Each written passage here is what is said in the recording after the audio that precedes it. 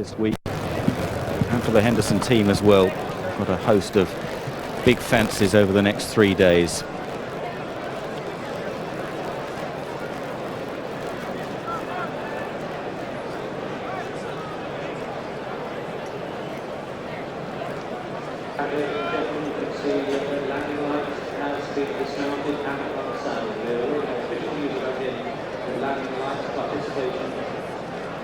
Well, we'll find out what's happened to landing light shortly. Whatever happens, certainly looks sound enough there. He obviously just didn't feel quite right to Norman.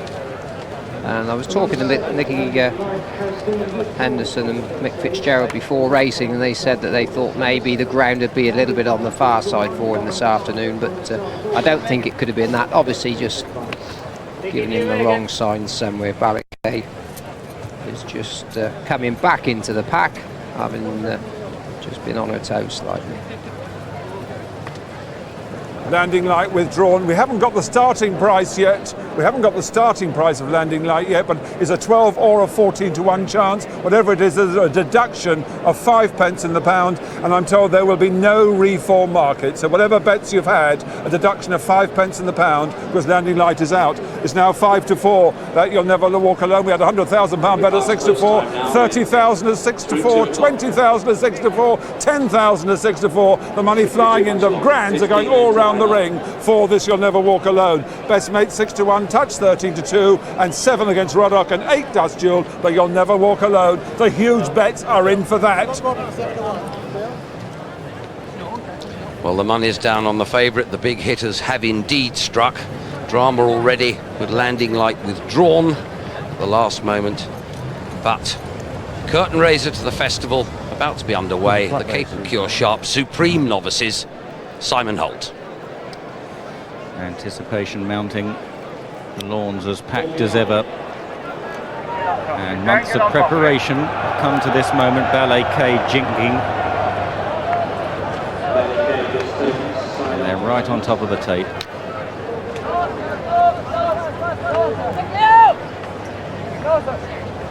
He's desperate for a good position.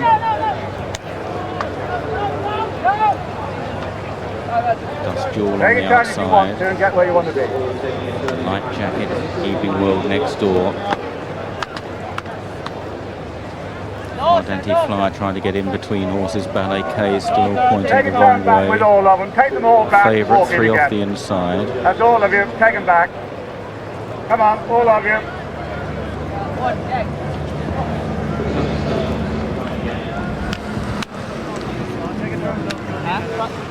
Trying again.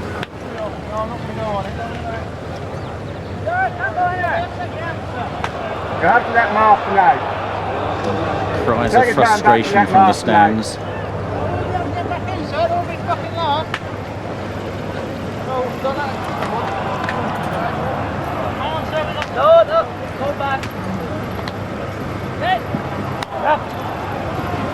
No, sir, no! I'll have to walk. Take your time, walk back in. Still they're not happy. A lot of frayed nerves through the rye, getting above himself in the yellow and black. Okay, sir. Come on! And at last, the traditional Cheltenham Roar sends them on their way in the first of 20 races. And over the first flight, Sausalito Bay just about the first to land, with Baklama on the outside. The white-faced Evening World, You'll Never Walk Alone, is very handy in these very early stages. On the inside, the favourite. Out wide is Fardanti Fly, nearest to us Dust Jewel in the white colours, and then back in the field to Eastwell Hall and Silence Reigns, and then behind horses the wide outside through the rye. Roddock and Mr. Lamb, the stablemates from Martin Pipe Stable, sharing the last 2 places early as they make the run towards the second flight. And it's one of the Irishmen, Sausalito Bay, on the inside of Baklama, Evening World, and then Fardanti Fly and Dust Jewel on the outside as they clear flight number 2. You'll Never Walk Alone is settled towards the inside in about 6th by Connor O'Dwyer, taking a keen tug. They're followed by Eastwell Hall and Best Mate the Rail, then Silence Reigns, then Dodjo out wider is through the rye. Ballet K towards the rear with Roddock and Kaiser Stoltz, and finally the grey Mr. Lamb. But they're well grouped in the Cape or Cure Sharp Supreme Novices Hurdle as they run into the back straight and on towards flight number 3, a slight downhill run to the next flight, and it's Sausalito Bay that still leads in the hands of Paul Carberry as they race downhill, leads by a length to Baklama, then Evening World, Fardanti Flower and You'll Never Walk Alone on the inside. Dusk Jewel is out wider as they run to flight number 3. Over this Sausalito Bay from Baklama. Mr. Lamb jumped out to the right a little bit towards the rear of the field. Sausalito Bay, Baklama, Fardanti Flower, and then Evening World on the inside. Dusk Jewel and You'll Never Walk Alone right there on the inner, the green with the gold hoop sleeves, the colours of JP McManus. We'll be seeing those a lot this week as they run on towards flight number 4 now, and it's Sausalito Bay still leading from Baklama in second, in third Evening World, then Dusk Jewel, a good jump on the outside. You'll Never Walk Alone travelling comfortably. They're closely attended then by Eastwell Hall. Behind Eastwell Hall, Silence Reigns. Best Mate trying for a run up the inside. Out wide as Roddick, and then back to Dodjo and Ballet K and through the Rye as they climb uphill towards the next. Tightly bunched over this one. Sausalito Bay, Evening World, a very slow jump at that. Mr. Lamb is a little bit detached as now they rise to the high point on the track, and it's Sausalito Bay that continues to make the running here from Baklama in second place. You'll Never Walk Alone on the inside, then from Fardanti Flyer back to Eastwell Hall and Best Mate, and Roddick is out wide as they make the top turn and run downhill towards the final 3 flights of hurdles with about 5 furlongs left to cover. And it's Sausalito Bay on the inside in the noseband. Fardanti Flyer, Dusk Jewel out wide is Roddick over 3 out. You'll Never Walk Alone, a good jump up the inside. They're followed then by Silence Reigns. Best Mate is now driven along as they run to the second last. Sausalito Bay, Fardanti Flyer, Roddick on the outside, and You'll Never Walk Alone right there on the inside, poised to challenge as they landed over 2 out. Best Mate is rallying in behind them. Then Silence Reigns, 6 horses bursting away from Eastwell Hall with Mr. Lamb making late headway, rounding the final turn. Sausalito Bay now joined by Fardanti Flyer and Roddick. Here comes the favourite, You'll Never Walk Alone on the outside, wider out Best Mate over the final flight. Sausalito Bay, Fardanti Flyer, Mr. Lamb down at the last. It's Sausalito Bay still in front from Fardanti Flyer. You'll Never Walk Alone trying to get on terms with his fellow Irishman. Best Mate coming home well under the stands rail, but Sausalito Bay is holding on grimly, and Sausalito Bay holds on to win. Best Mate was second, then You'll Never Walk Alone. Roddick was fourth, followed home by Fardanti Flyer, then Eastwell Hall and Silence Reigns and Ballet K. Dusk Jewel was next from Evening World, then Dodjo, behind Dodjo Baklama, and the only one that failed to complete was Mr. Lamb, and his rider Adrian Maguire is up on his feet and none the worse for his fall at the final flight. There's our winner, Sausalito Bay, ridden by Paul Carberry. Paul's 4th winner at the festival, and a first win at the festival for trainer Noel Mead after a few years of trying and a few near misses. A 14-to-1 winner, and not unfancied either, was available at 20-to-1 in the early exchanges, and always up with the pace. Sausalito Bay in the colours of the High Street Racing Syndicate. First blood here for Ireland. Sausalito Bay, Ladbrokes went 18-to-1 this morning. The Sausalito Bay, 16 in places. Hills and Corals, they knew, only went 14-to-1, returned 14-to-1. That's Sausalito Bay. They're correcting now the results of the second over the loudspeaker. But we've got Best Mate second at 6-to-1, with third, You'll Never Walk Alone, the 5-to-4 favourite. 1 or 2 bookmakers did go 20-to-1 this Sausalito Bay, but You'll Never Walk Alone, 5-to-4 favourite. The first big blow at the meeting struck by the bookmakers, the 10th consecutive favourite to fail on the opening race of the first day of the Cheltenham Festival. You'll Never Walk Alone, and bookmakers very relieved at 14-to-1 Sausalito Bay. The Ladbrokes not too pleased. They laid top price 18-to-1.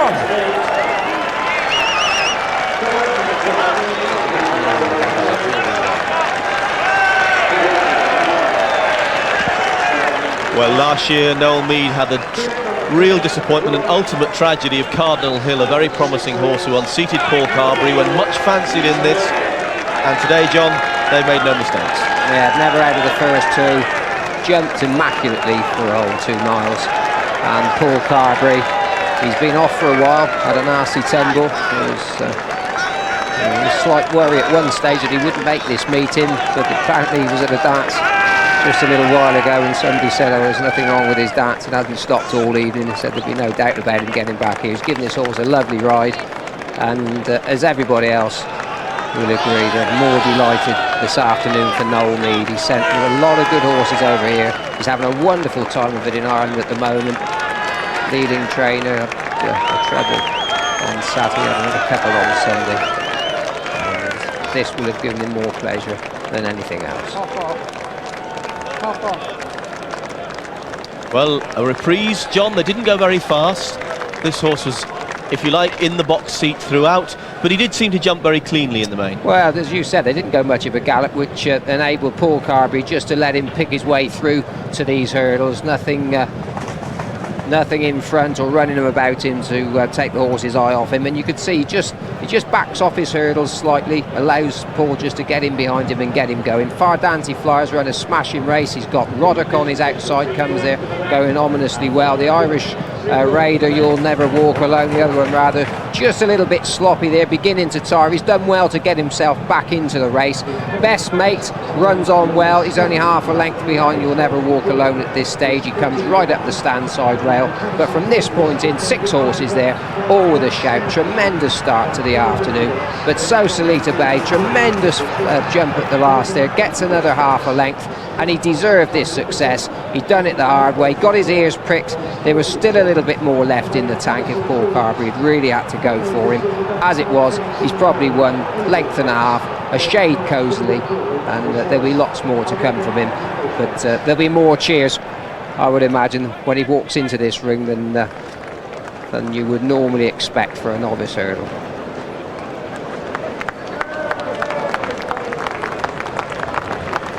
Well, you can expect a mighty roar for this one. Well backed in the ring, supported from 20s down to 14s, and Paul Carberry has a huge following among the visiting Irish, and there's a massive phalanx of connections, well-wishers waiting to greet him.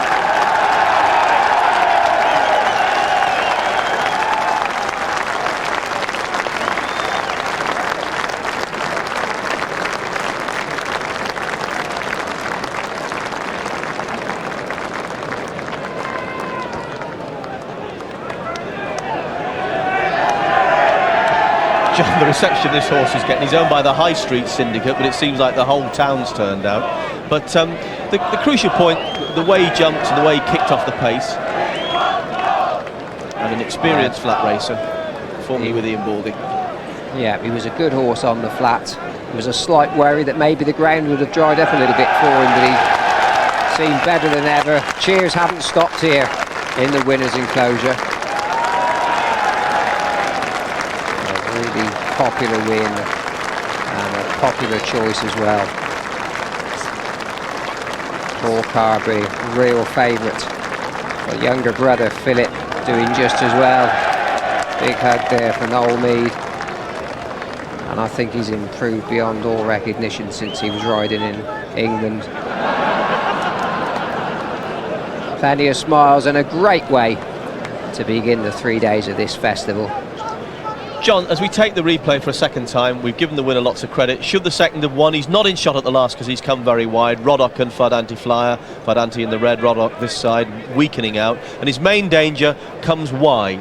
Yeah, he gets almost run out of it just coming off of that bend, and Jim Colotti let him just come over to the rail side. Didn't help his cause at all. Might have been better with a little bit of company. Still relatively inexperienced, Best Mate, compared to the horse we're looking at, So Salita Bay. But he's second. The form book will show it. This fella's the winner.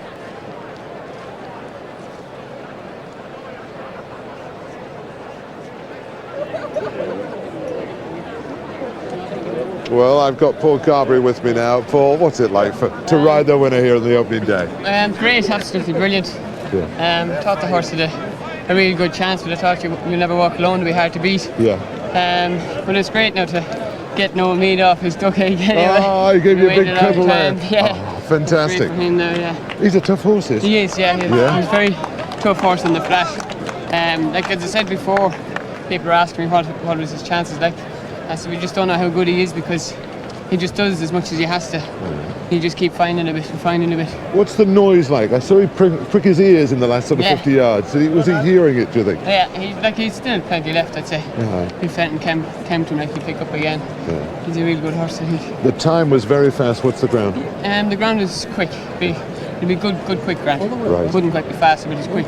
Lovely. Congratulations and good ride. Thank you.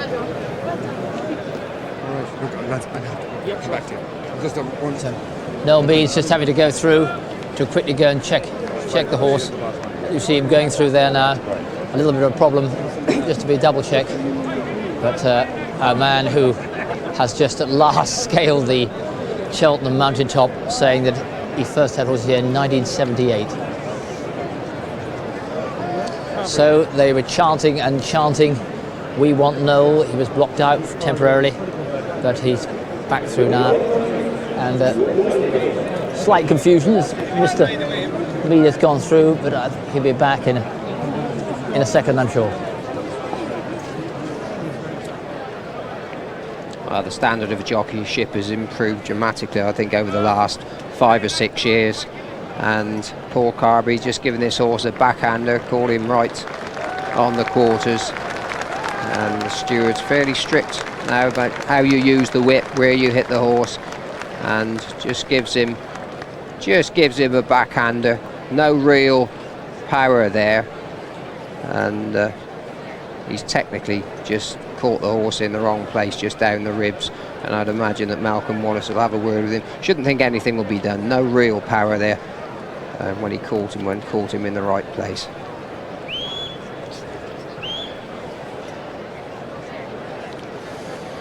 Noel Mead and Paul Carberry, chances of a double in the next. The Arkle with Frozen Groom. Sausalito Bay returned at 14-1. Second, number 1, Best Mate at 6-1. And third, the well-supported favourite, You'll Never Walk Alone, 5-4 favourite. The totes win 980, places 170, 180 and 140. The exacta £48 and the straight forecast £74 and 35 pence. There's a 5 pence deduction on all winning bets owing to the late withdrawal of Landing Light. 15 rand.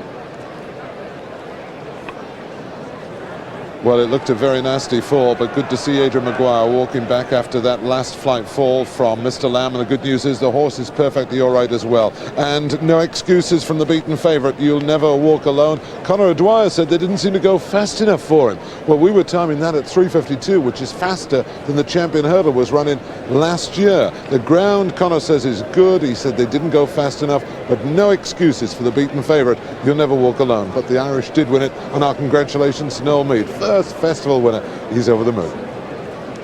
And some racing taking place elsewhere, notably at Southall. The 145 result. First, number 5, Odds and Ends, 7-2 favourite. Second, number 3, Indian Swinger at 12-1. Third, number 11, Red Venus at 10-1. 11 rand there.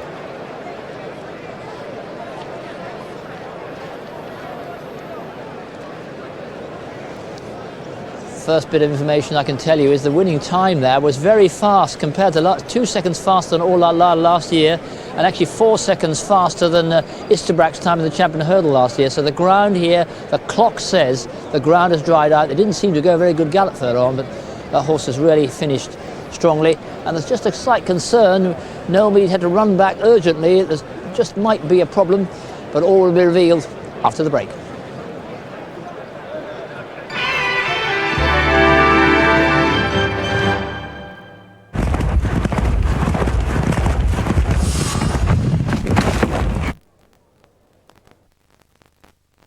Now as a denture wearer, you can eat what you like and taste nothing but the food. Taste what's on your plate, not under it, with new Polygrip Flavour Free. Introducing the latest Vitamins 3 for 2s from Boots.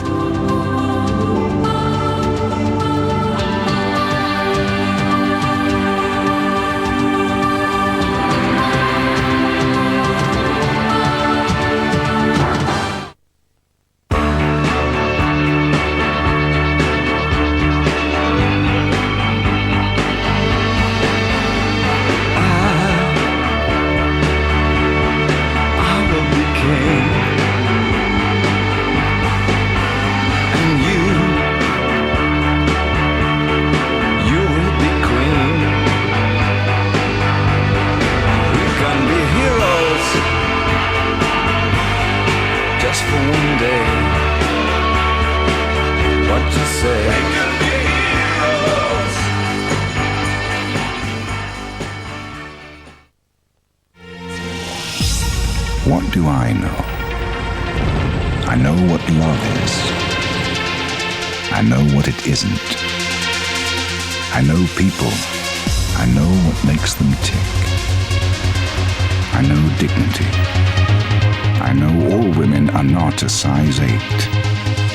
I know there are some things we're better off not knowing. I know when the drugs don't work. I know when they do. I know all this, but still I hunger for more. With BT Together, you can make additional savings with friends and family. Efficient and effective with the service they provided, and economical as well. We always felt we had value for money. You look on the BT website and you can just put your account number in and have a look at your bill. 1471. Be lost without it. We can't find fault We with can't BT. honestly find fault with BT. Not just hundreds, not just thousands, but millions of people are better off with BT Together. On Saturday, nobody won. This Wednesday, the rollover jackpot will be an estimated £13 million.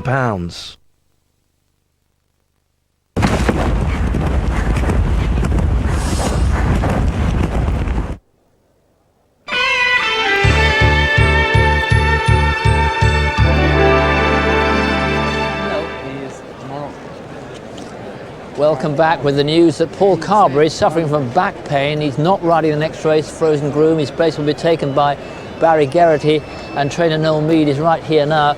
Noel, your moment of absolute triumph, but a little bit of a worry here. Just tell us what's the problem. Yes, it is a bit, of course.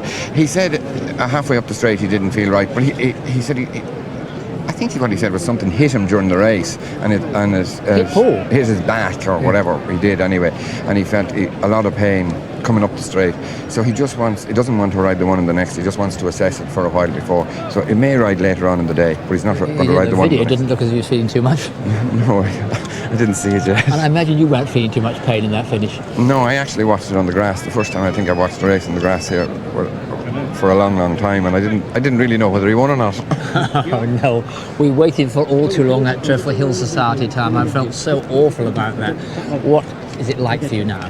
That's just unbelievable. Like, I mean, it's as I said, I can die a happy man now. And the horse did it very handsomely. And you said before you were always happy to try and use his stamina. Went straight out there. Yeah, he's very tough. He doesn't show us a lot of work, and he just does as much as he has to do. He's a brilliant jumper, and I wasn't worried that the 2 miles would be too short, even though Ian Balding said to me he thought he'd be better in the 2.5.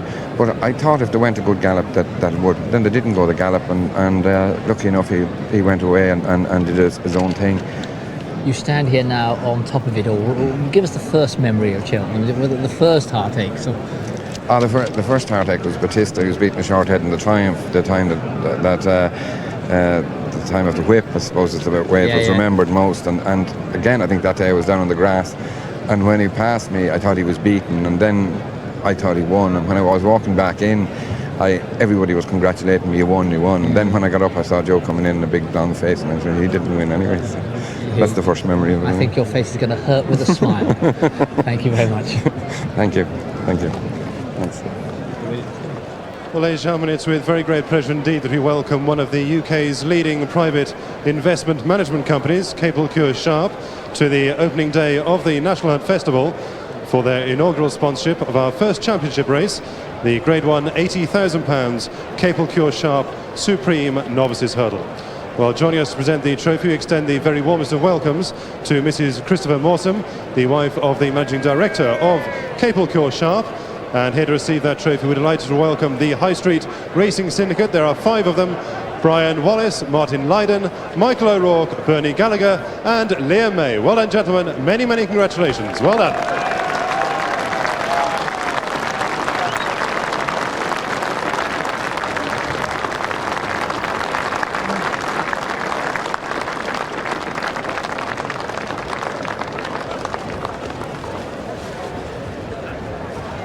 not unbacked, that Sausalito Bay. Some bookmakers 20 to 1 and 100 to 6, 16 to 1, 14 to 1. Ireland's 33rd winner of the opening race at the festival. And the question I asked JP McManus before the race about You'll Never Walk Alone, will he find off the bridle? Once he comes under pressure, does he find anything? The answer was proved there. Found absolutely nothing when let down that You'll Never Walk Alone. So the Ireland, though they've won, it paid only 9 to 1 on the tote, that Sausalito Bay. Nevertheless, the bookmakers in front going into the second race here, where Decoupage has put in the bottle. The 2 to 1 favourite has been 9 to 4 early doors on the course, and 15 favourites and 69 runnings have won the Arkle, but only 2 favourites have won since Bob's Line 16 years ago. It's then 4 to 1 bar. That brings in Bellator and the fascinating runner Wahiba Sands, first time over fences. Well, Greektown back in 1964, ridden by Michael Scudamore, the father of Peter, won this first time over fences and backed from 10 to 1 to 13 to 2.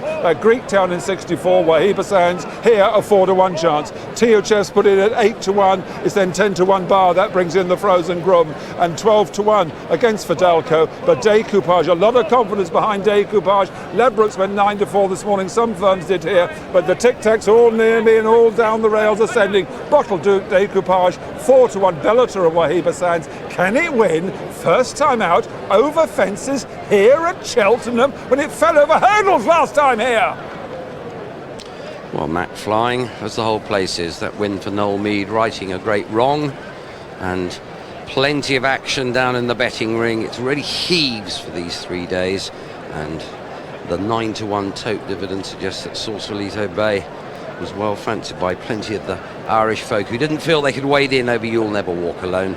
Now they have the trappy contest of the Arkle, where Decoupage appears to be the big message on course, but clearly Wahiba Sands, unraced over fences but schooled this side of oblivion by Martin Pipe, is also strongly fancied. 6 to 1, third number 13, You'll Never Walk Alone, the 5 to 4 favourites. This is always a great sight. Look at them. That'll be absolutely overflowing, I would think, with probably what's in those big bottles in the next few minutes. Let's have a chat with them. What's it like being up here on this winner's rostrum, fellas? Absolutely fantastic. Is it? The feeling? Oh, fantastic. We've been a long time trying to get here, but we've got today. It's brilliant. What is the High Street Racing City? What is it? Well, there's 5 members in it. Yeah. We've been together for the last 10 years. Yes. So we've been ups and downs through the way. Yeah. And it's brilliant to be here today. And we have had a few bad years. Which High Street is it? Well, it's come out of an office, the solicitor's office in Dublin. Yes. One of the members is a solicitor, and that's his office is number 1 High Street. So that's where it came from. Well, that is brilliant. Well done. Congratulations. Okay, thank you. Great start. Thank you. And so to the next, the Irish Independent sponsor the race named after the horse they just called himself, the Arkle Challenge Trophy. 2 miles, 12 fences. The jockey change is that Barry Geraghty now takes the place of Paul Carberry. It's going to be a cracker. It certainly is, with a quality field here. Bellator heads the race card in this, unbeaten over fences. He's a really good hurdler, 7th in the champion hurdle. Done nothing wrong over fences, but rejected by Norman Williamson, who's chosen Decoupage ahead of him. Will he be right? We'll know in about 5 minutes. Number 2, Senkos, has improved all season. His jumping let him down in the early part, but he's done well physically. He did really well to win at Warwick last time out, to beat Fidalco comprehensively, and he's not a forlorn hope.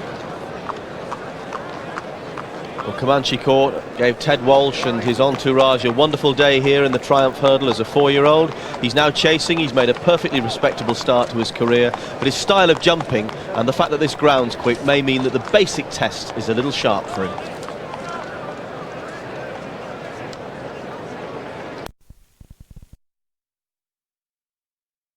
Ring and Istabraq just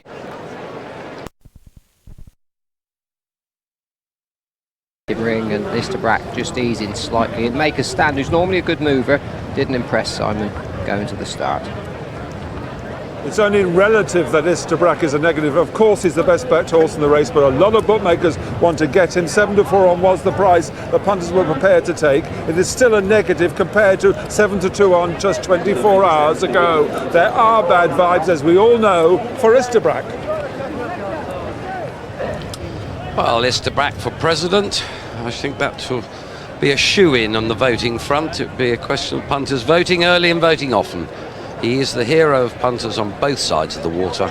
It's getting a little bit warm as the last climax as the preparation approach. A late show.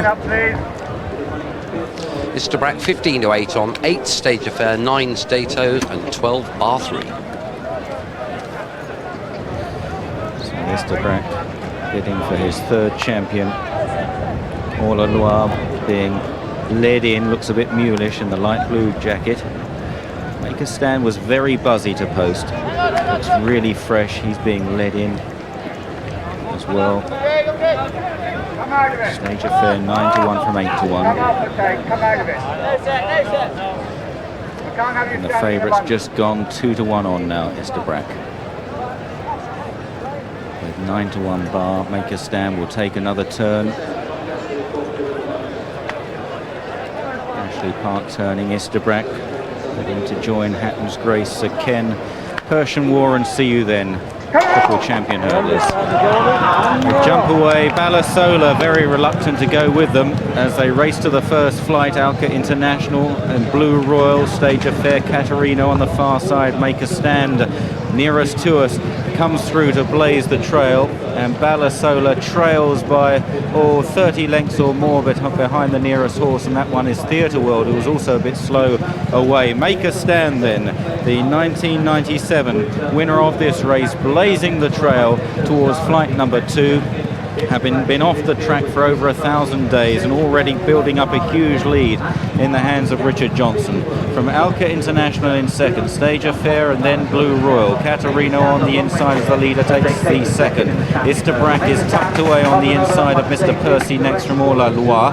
And then the inner is stage affair from Ashley Park, restrained Theatre World, and a long last is Balasola. There must be half a furlong between first and last as they race for the far side. This was the way Make a Stand won his champion hurdle, out there playing Catch Me If You Can.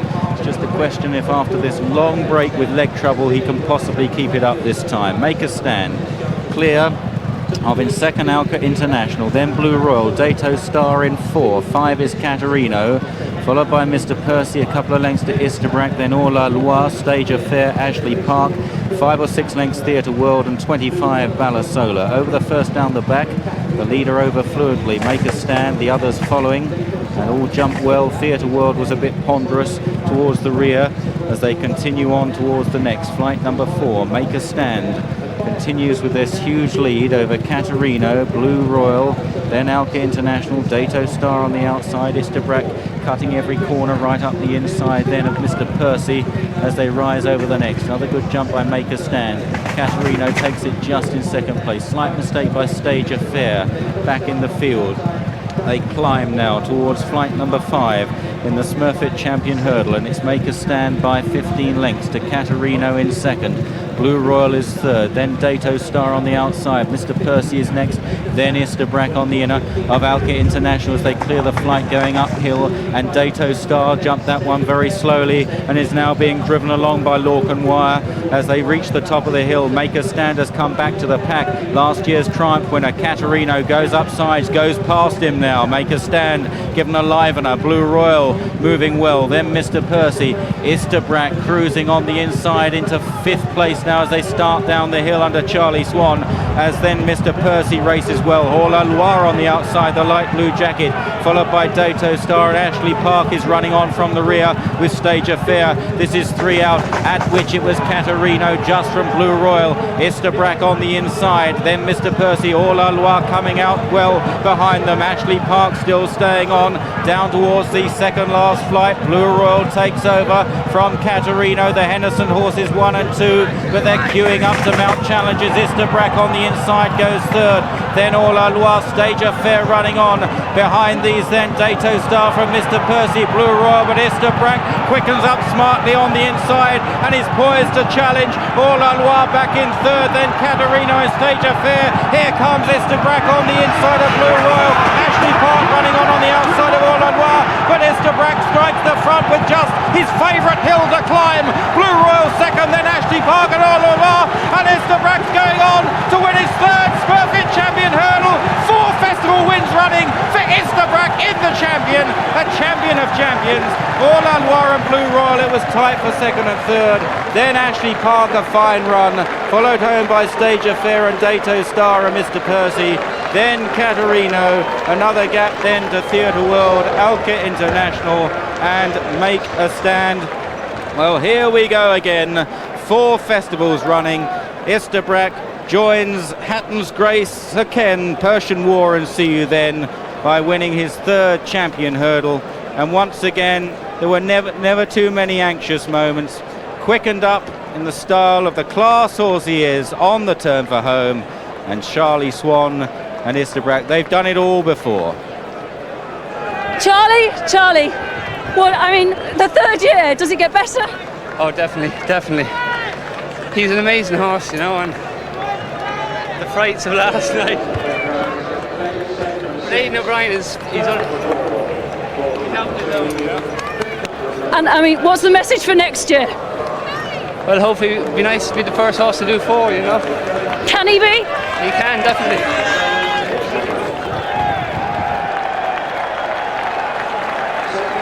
Vast applause going right round the stands for a hugely popular champion. Charlie Swan absolutely ecstatic, the crowd knowing they're seeing history. Istabraq lands the odds, return 15 to 8 on favourite, and whether you backed him or not at the price, you're thrilled to be here to see the champion hurdle won for the 3rd time and only the 3rd horse to win at 4 consecutive Cheltenham festivals. Istabraq 15 to 8 on. The runner-up, All La Loire, great in defeat and 11 to 1 chance. Blue Royal is 3rd, that's sent off at 16 to 1, and Ashley Park ran a blinder to be 4th of the pony, 25 to 1. But Istabraq, the 29th favourite in 71 runnings to win the champion hurdle. He's the 11th horse to go in at odds on. He's the 13th Irish trained winner, and this Istabraq, as I said, 15 to 8 on. What a good bet and what a good price that was now. And one bookmaker's given in my hands, William Hill, 5 to 4.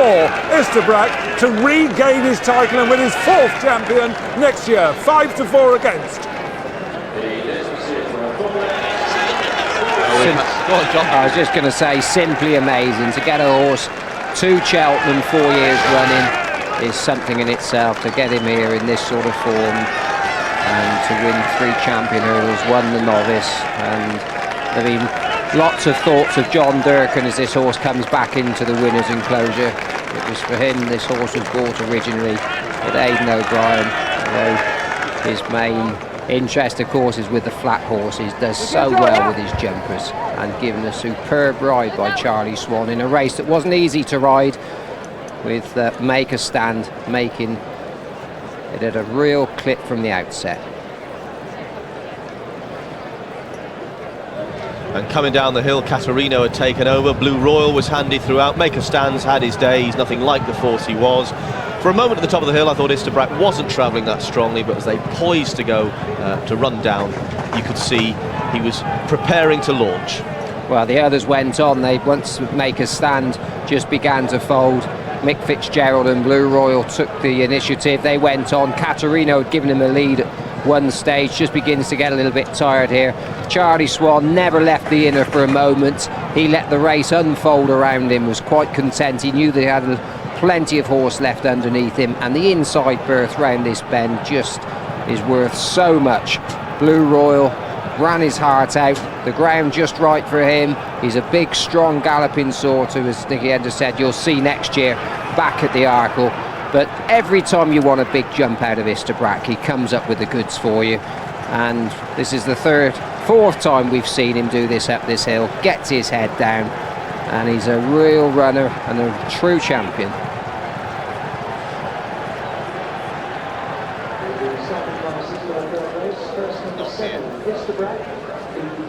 Well, we've had the hors d'oeuvre. It seems almost churlish to say that about fine victories for Sausalito Bay and also for Ch4. But Cheltenham will really come to life, and the winners' enclosure, quite simply, will as good as you'll see two erupting in about 15 seconds.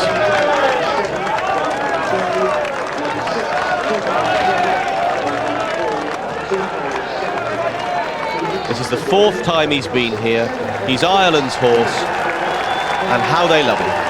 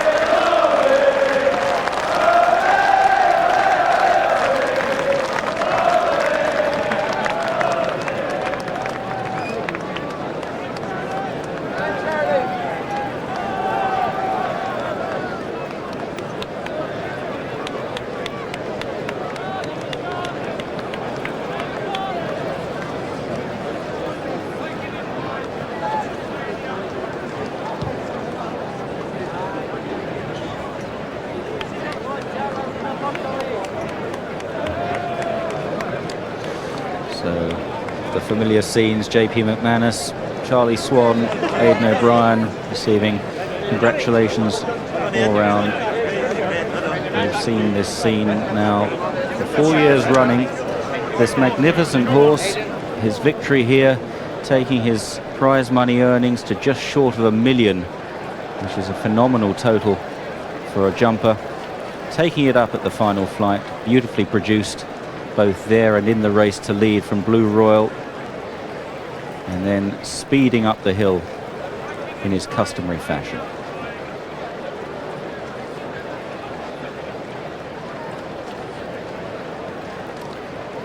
And for those of you who've backed him, again, Istabraq returned 15-8 on favourite, with second, number 6, Or La Loi at 11-1. The third, Blue Royal, just run out of second spot, finishing third at 16-1. The totes, the win 170, places 130, 210 and 270, exacta £7, and the computer straight forecast 674, 12 rank.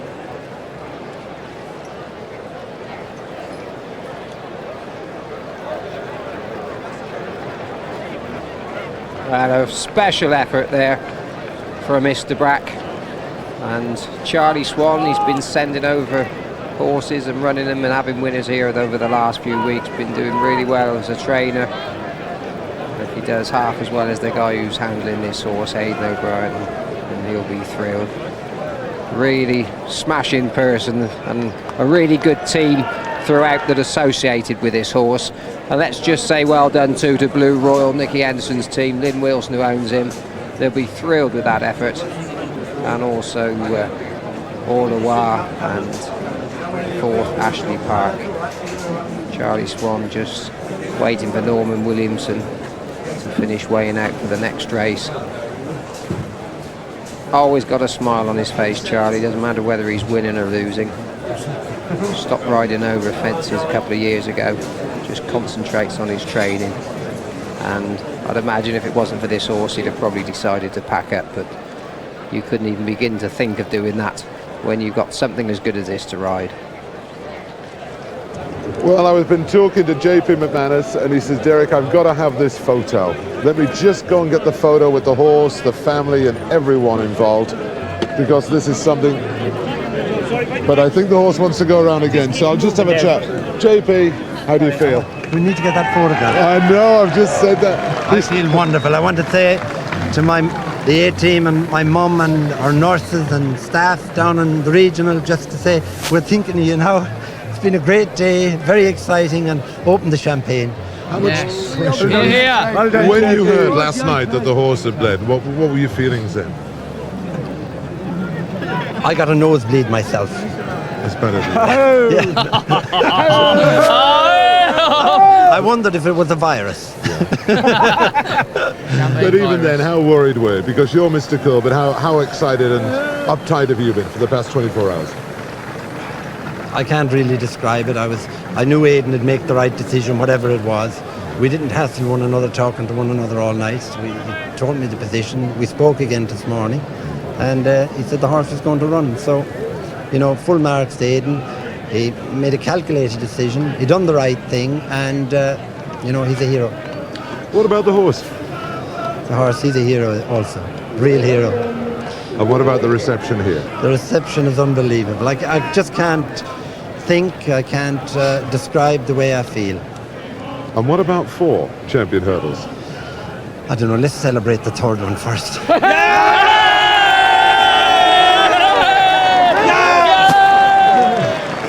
Aidan O'Brien's here. The Irish cheers are roaring. But last night, you must have had a very unhappy phone call.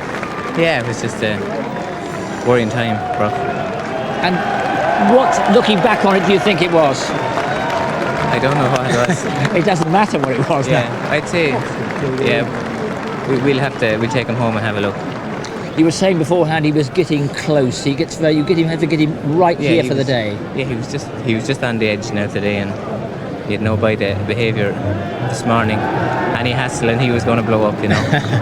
He didn't blow up, but he blew them away once again. I mean, as impressive as he's ever been, do you think? Yeah, Charlie was supremely confident with him today. He said like he was just going to ride him, take his time on him and just drop him there, you know.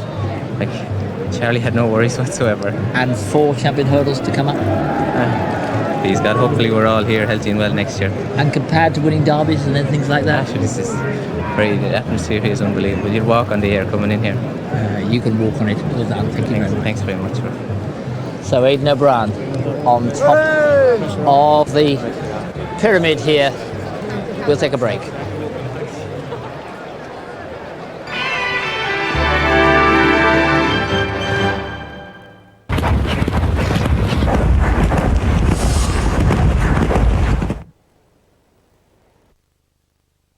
I need my light. What light? The light I ordered on your website. This isn't the website. This is the store site. You mean I can't get my light? Not at this site. Same store, same lights. Different system, different sites. I came in here because I thought I might find the same things that were on the website. Doesn't that seem right? Now, in hindsight, if this site was tied to the website, then it would be easy for us to give you your light. Excellent insight, Dwight. Forget it. One company, one place for information. Now there's an idea. Good night.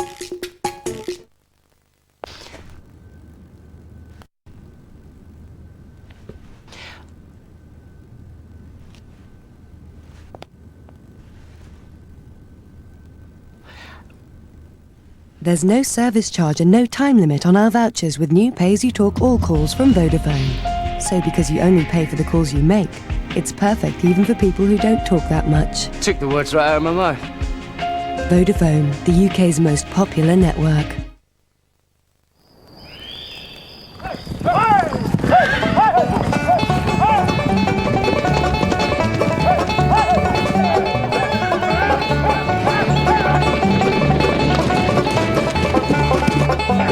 At Money Extra, we've rounded up a huge range of mortgage lenders and stuck them in one place. So you can compare and contrast and pick out the one that'll save you the most money on your mortgage. Money Extra. Find us at Yahoo Finance. Nan, do you have to buy new babies? No, why? Because Dad said kids were expensive. I think he meant buying clothes and toys and things. For 175 years, Standard Life have performed really well, so you can provide really well for your family. Oh, she's lovely. What did you say she was? Just over £8. Nan, you said they were free. Standard Life, for pensions, investments and banking. Mina? What does this say? Nothing, Leo. It's a number. I know it's a number, but what does it say? It says, if you call this number, you get AA specialists moving heaven and earth, searching their list of leading insurance companies to get you the lowest quote they can. AA Insurance, 0800 444 777.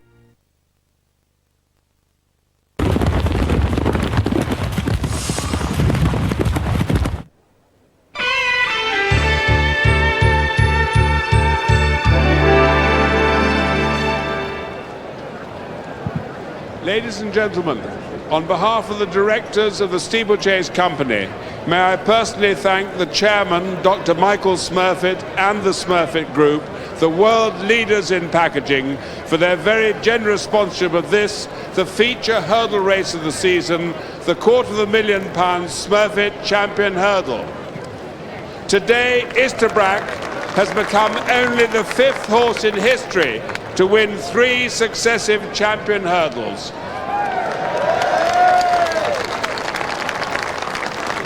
And the first since Arkle to win at 4 consecutive festivals. And it is therefore with very great pleasure that I ask Dr. Smurfit to present the trophy and to receive it on behalf of his father, JP, John McManus.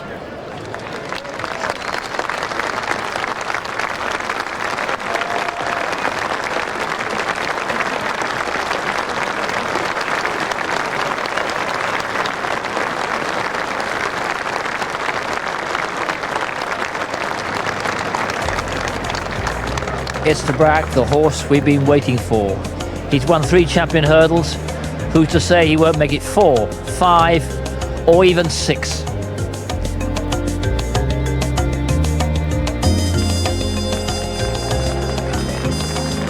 He is a champion in every form.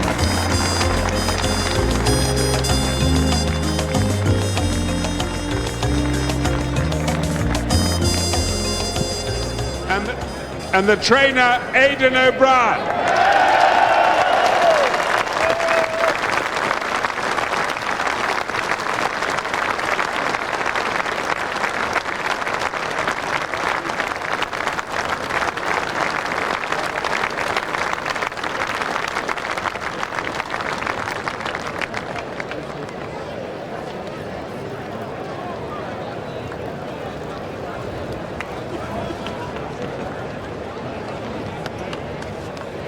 And the jockey, Charlie Swan.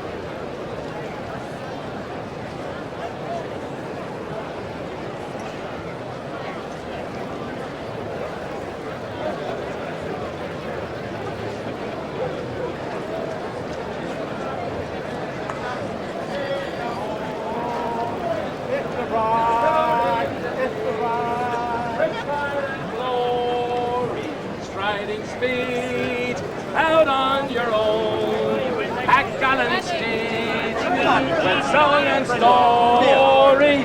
Istabraq, Istabraq, we cheer.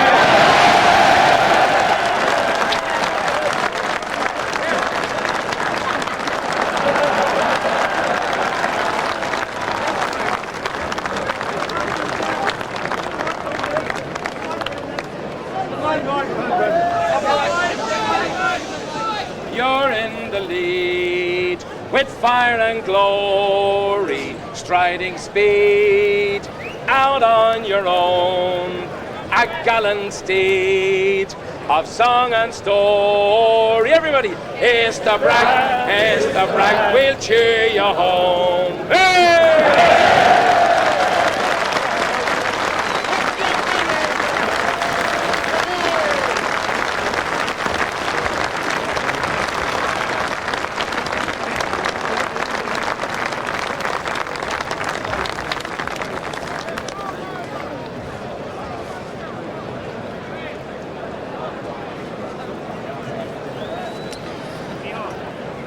Confirmation as if it were needed. Istabraq at the top of the tree, running First prize of 145,000. All La Loire and Blue Royal chasing him home. In fourth, a great run by Ashley Park, only his second run over hurdles. Stage Affair in fifth, Dato Star in trouble a long way out sixth. Followed home by Caterino, Mr. Percy, Theatre World, Alca International. Make a Stand and Ballasola was pulled up.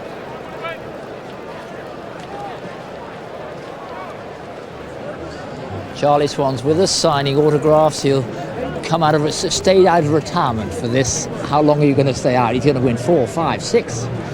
Well, as long as he's around, I'll be around. Really? Well, definitely. Be hard to give up him.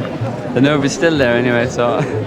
But Charlie, we're going to see the finish over and over again. But they went up a blasting gallop. Tell us about the mid-race. We've got some nice pictures of that. Yeah, they went very quick. I was just a little bit caught for room at times.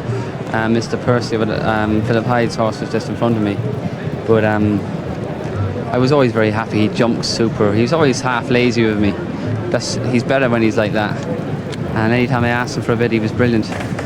Every horse is just hanging out to the right for some reason, so he's just trying to follow them a small bit. Because it looked like a blazing gallop early. Yeah, nice gallop early. You're always a little bit worried when making a stand at such a fast pace, but I was hoping he'd definitely come back because he hadn't run for so long. But I was happy to see the horses just jumping out to the right in front of me. It meant I had plenty of room. Over the inner. Yeah. And he's hurdling as efficient as ever? Yeah, he's very professional. He's very quick, and anytime you want him, he comes for you. And how about yourself? You've got horses all around you here. What is in your mind at this stage? Yeah, I got a bit close to a few heels and just hoping I don't clip the heels and come down. But I felt him always travelling, and I was happy enough where I was. Went for a jump there. Yeah, he was very good there. I always find the fourth last is very important. And you can give him a breather going up the hill a little bit. But I'm just a little bit tight for room here now on the bend. And then when we came around the last turn and you had to really go for it with Blue Royal, coming to the last, you got it. Yeah, I'm just looking for a bit of a stride here now, and he's... Hooks her head slightly to... Yeah, he's met at a nice stride. He's so quick. He's quick to get the hind ones out, and he's quickened up nicely. And the power is still there. Power is still there. Yeah, he's a great horse. It's 3 champion hurdles, 4 consecutive Cheltenhams. How good is that compared to the others? How good is he now? Better? He's definitely as good as he ever was. I mean, it's hard to know whether he can get any better. But I mean, Aidan O'Brien, how he keeps himself consistent. I mean, I know he's a good horse, but you have to have a good trainer to train the likes of him. So realistically, how many more can he do? He certainly can do another one, can't he? Well, yeah, Sea Pigeon was 11 when he won his second, so this horse is only 8, so you never know. You'll never retire. Might not. Charlie, congratulations. Thanks. Thanks, Paul. A wonderful achievement and a thoroughly nice guy. Great credit to the sport, and what a horse Istabraq has become.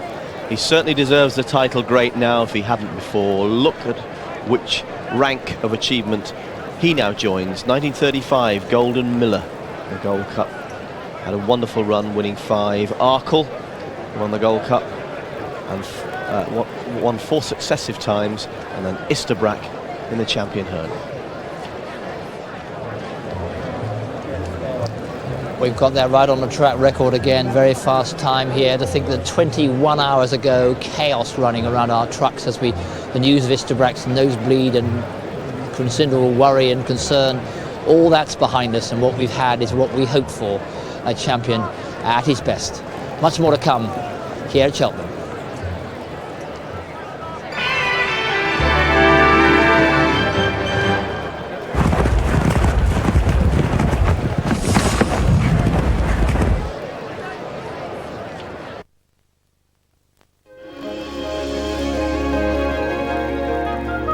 Millions of Scottish Widows customers prefer independent financial advice to keep them in the pink. Others may see red if they can't deal direct, so you can buy that way too.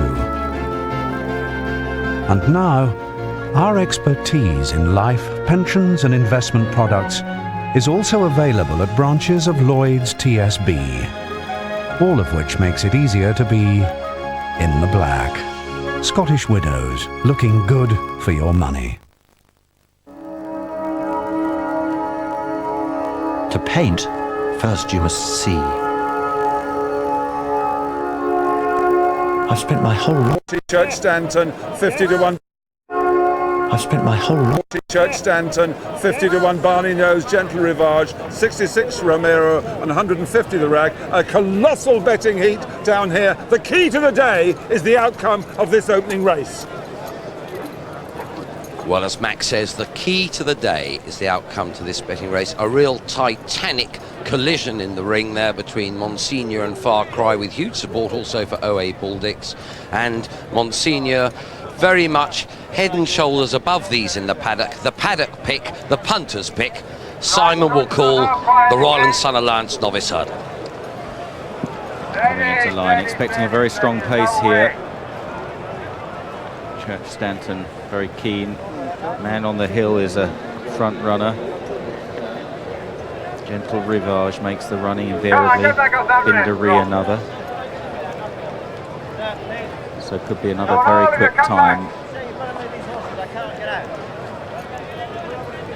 I must say the favourite looked magnificent going to post. Glorious looking animal. Come right back up that tape.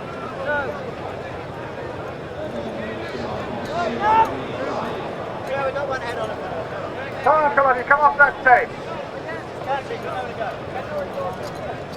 Oh, come on, use the track as I told you inside. It's a possibility. Watch those noses on the tape.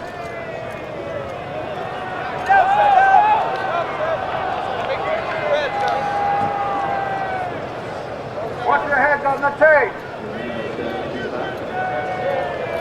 Turn it. And an absolute shambles of a start. I think he'll surely call them back. Several of the horses getting tied up with the tapes. And this threatened to happen all day yesterday. Horses close to the start, right on the tapes, getting tangled up. Reminiscent of the Grand National a few years ago. And it really is time that they sorted this out. Well, yesterday there were serious reservations about the starting system here at Cheltenham. Different starter today, Jim. Yeah, it's such a shame. I mean, it's our shop window and they can't even form a line between them. Now, admittedly, one or two of them, John, are a bit jig-joggy. The sun's out. But surely is it the Jockey's the starter or a combination of both? Well, it's a culmination of what's gone before. And Church Stanton, he had the tape right up under his top lip there and was running backwards, and it was actually him who was the cause of the trouble in the first place. He half charged the tape. But why don't they walk in? You can't just blame it. You can't just blame it on today. Just have a look at when this tape goes up, old Church Stanton, and you can see Jim Cullutti trying to get the horse's head back, and it looks like he's got a twitch on there, and also just about pulls the jockey off on Celtic native Chris Maud. But John, you think this is the culmination of months of, if you like, sloppy code conduct? It's months of the starter having no control over the jockeys. I've said it before, they should line them up at the start, say, those of you put your hands up that can ride. If you can't, hand your licence in, and we'll do something about all the rest. Otherwise, go back and walk in. And presumably, John, the problem's exacerbated here by the excitement. Start finding them £60 every time they don't do it, and you'll find they soon stop doing it. And I'm sure the trainers will be happy. It's an occasion when horses get kicked. You spend all year getting horses, trying to keep them sound, to get them here to Cheltenham, and it's the one time when, when the jockeys are in control and when things can go wrong. You don't want horses getting kicked, and that's what happens. They can walk round in a circle, they can walk in a straight line. So we've had our little gripe for the afternoon. How about you, Simon? What do you think about it? I think you're absolutely right, and of course an additional threat, particularly on a warm sunny day like this, the threat of horses boiling over. They're trained for this very moment, and the last thing that they need is an unnecessary delay. They're trained to go and race, and this is where races can be won and lost. Most of them look very relaxed though, all credit to them, including the favourite. Right, now sort yourselves out again and slowly. In France they walk round in a circle and then just turn the circle off and come in. Maybe they should try that, something, rather than this shambles. Let's hope they go this time. much better, a more sensible walk in, and Gentle Rivage, a Man on the Hill, and Monsignor are the first three to go on as they jump flight number 1 of the 10 in this Royal and Sun Alliance Novices Hurdle. And on towards the second Man on the Hill on the inside with Bindari and Gentle Rivage. Solo Mio out towards the outside on the left, the white-faced horse. Barney Nose wider out in a noseband as they landed over the second. Romero is the back marker at this early stage. Monsignor the favourite. Now towards the right, yellow sleeve jacket lying 4th or 5th as they make a left-hand turn. Well, Man on the Hill bounding into the lead from Gentle Rivage. They've got a long run now round this long left-hand turn to the next flight of hurdles. Man on the Hill from Gentle Rivage in second place. A gap of 3 or 4 to Bindari then. Monsignor on the inside of Oabal Dixie, and then Solo Mio out wide. Barney Nose follows these from Far Cry in the midfield. And then back to Celtic Native and Maliana Moo, and then Royal Castle as they run towards the next flight with the wire cam here over the third flight. Good jump by Man on the Hill from Gentle Rivage over in second. They're well strung out, they've gone off quick. Bindari is third. Then close up behind these is Oabal Dixie with Monsignor over on the inside and Solo Mio out wide. They are the leading half dozen as they make the long run now to the next flight. In midfield, Barney Nose, then Far Cry. Maliana Moo the outside. Next from Celtic Native, back in the field, Royal Castle. Also towards the rear, Church Stanton. No Discount is held up by Charlie Swan, and the back marker is Romero. On now to flight number 4. A Man on the Hill on the inside, joined there by Gentle Rivage. In third, then Oabal Dixie on the outside of Bindari. Monsignor the favourite in 5th, just ahead of Solo Mio as they run in front of the stands. Far Cry follows these from Barney Nose and Celtic Native. A gap then developing to the others who are headed by Maliana Moo and Royal Castle. 2 or 3 lengths to Church Stanton. No Discount giving them a big start together with Romero. Turning into the back straight, and Man on the Hill and Adrian Maguire on Martin Pipe's second string here. Far Cry being the first. The mount of Tony McCoy. Man on the Hill is the leader, running downhill to the first of the flights in the back straight. Gentle Rivage in second. And pulling up is Church Stanton going to that flight. Church Stanton, and a slow jump by Far Cry at that obstacle as well. As they continue along the back straight, Man on the Hill with Gentle Rivage now just going ahead of Man on the Hill, and Gentle Rivage is taking up the running from Barney Nose. Then Solo Mio. Man on the Hill drops back to 4th or 5th. Monsignor just lobbing in behind them. Out wide is Far Cry making some headway as they land over the next. Then Oabal Dixie still close from Bindari. Then a gap of 5 or 6 lengths to the mare Celtic Native. No Discount is next, and then Royal Castle. A left-hand turn coming up towards the 4th last flight of hurdles, and it's Gentle Rivage with Barney Nose in the noseband. Out wide, the pink sleeve jacket is Far Cry as they landed over that one. Bad mistake by Solo Mio at that. The favourite Monsignor moves up on the inside, just in behind the leader Gentle Rivage as they make the top turn now with 3 flights of hurdles left to jump. They'll shortly be running downhill, and Gentle Rivage is driven hard in front. Far Cry in second.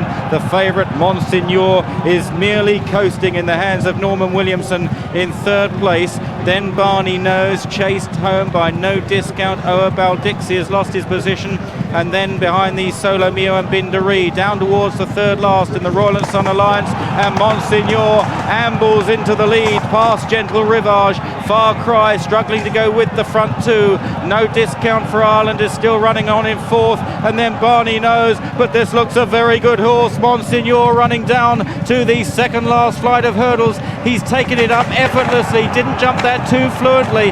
No Discount is closing in third. Gentle Rivage hanging in there gamely. Now he shakes up Monsignor, the winner of the bumper here 12 months ago.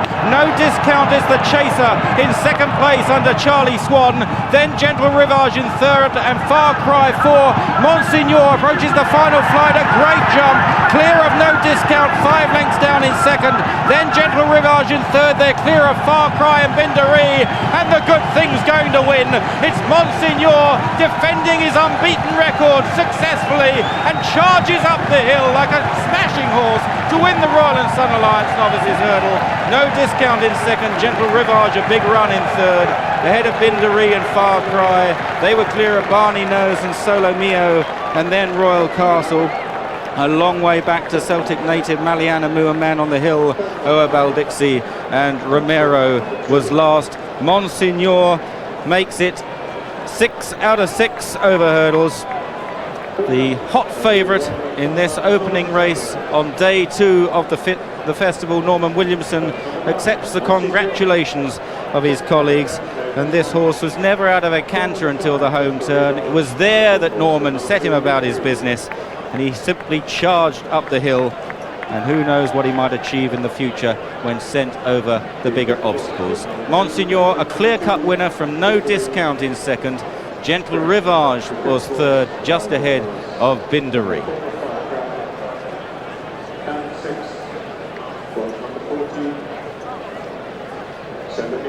A colossal touch landed by that Monsignor. The result the bookmakers dreaded. Back down from 6 to 4, 11 to 8 return, 5 to 4. Monsignor, he was a 50 to 1 winner when winning the bumper a year ago. The crowd absolutely ecstatic around me. Everyone seems to be on this Monsignor. Beats the rags, no discount at 20 to 1 chance. With 50 to 1 chance, Gentle Revenge.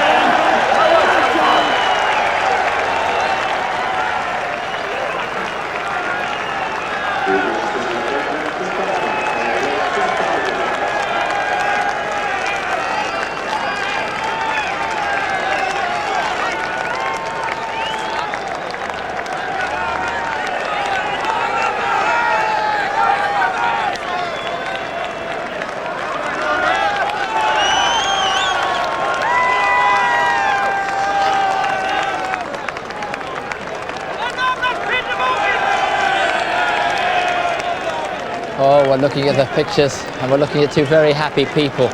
Goodness, he's every bit as good as everybody hoped, isn't he, Mark? Well, he's every bit as good as I hoped, and the owner, you know, and I think he's shown himself today that he is potentially a superstar. You know, What do you think? What do you think, Fantastic, bro.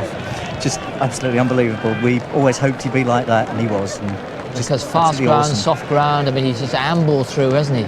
He has. I think we never had a problem knowing that he'd gone through the going last year. We knew that the going would be okay for him, but he was just awesome again. So His fence is what he looks as if he's built for, aimed for. Yeah. I'm pretty certain. We haven't really discussed it yet, but I'm pretty certain he'll go chasing next year. And you know, they've got to have been a good time there. They've gone a right gallop, decent 4 flat seconds out inside the track horses, record. and you know, he laid up and just looked awesome, didn't he? Many congratulations. The worst race I've ever watched. Oh dear. Well, Bruffy, what was that like? Was that worse than Well, what was it like? It was absolutely spectacular, and he was awesome, John. A real champion's performances. He travelled well throughout the race, very nimble on his feet for a big horse. When he won at Warwick last time, it was like a glue pot. Good ground today. Look at that, takes a length out of the field there, gets past Gentle Rivage. Far Cry jumped inadequately throughout, just begins to tire, and at this point you think, right, he's going to go round. Norman will give him a bit of rain and he'll come up this hill, win by 10 lengths, but he gets challenged because Charlie Swan comes from out of the pack on no discount, and in the end he has to give him a crack, and he also he does what you want a horse to do. He produces something at the end when you just at this point you thought maybe, just maybe, he's not going to go through with it. Maybe he's just going to come to the end of his tether, having gone a good gallop on fast ground, but he doesn't. He pulls out that little bit extra. It's what real champions do. Another great jump seals it at the last. And, well, you couldn't praise him highly enough, or Mark Pittman for that matter. Course record by over 4 seconds here, not surprised at that. Took the bumper last year. He's been placed in the right race this afternoon. Unbeaten again this season. He's beaten a lot of good horses along the way.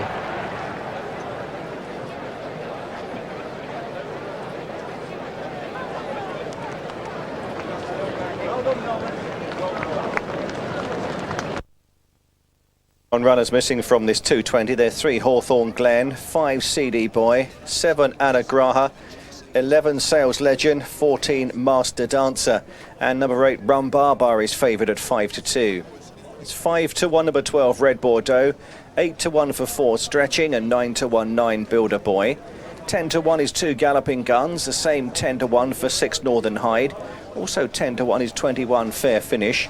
12 to 1, 1 Audacious Dancer, and 12 to 1, number 19 Flora Dreambird. 14 to 1, 13 Oakbury. 14 to 1 as well for 15 Horizontal. Also 14 to 1 is 16 Lady of the Lamp, and 14 to 1, number 17 Royal Hand. And then bar those, we move on to 33 to 1 chances. They are 10 Broomon, or there's no 20 to 1, number 18 Adeloff. Then 33 to 1 about number 10 Broomon, as well also is number 20 Petros Gem, and 50 to 1 for 23 Big Bang, and 50 to 1 number 24 Brother Harry. I think I may have missed Arif as well. That's 20 to 1 in the middle. Thanks very much to Dave Smith there. Before we get into this race at Huntingdon, we're going to go back to Newton Abbot. We're going to hear from a winning jockey. It's Brian Crowley.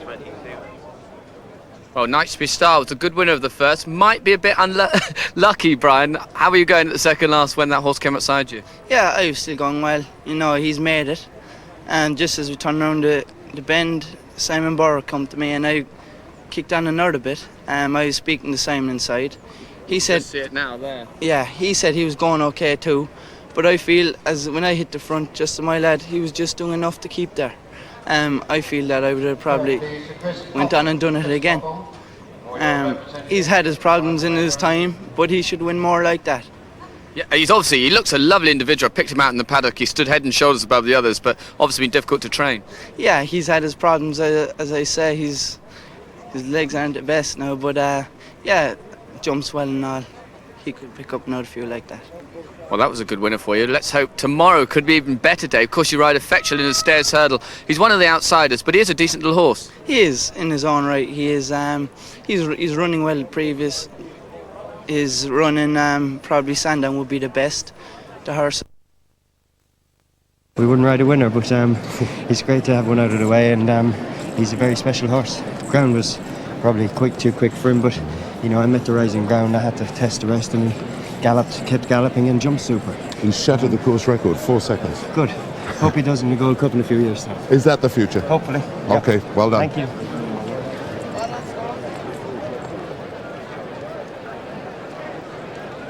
He's wearing large checks, and that's what he's earned. He's a good jock, John, round here, isn't he? Very good throughout the race, anywhere, and you just got to spare a moment's thought for Brendan Powell, who won the Bumpronic last year, then through injury missed the ride on him. But he'd be pleased that this horse has won this afternoon. And waited.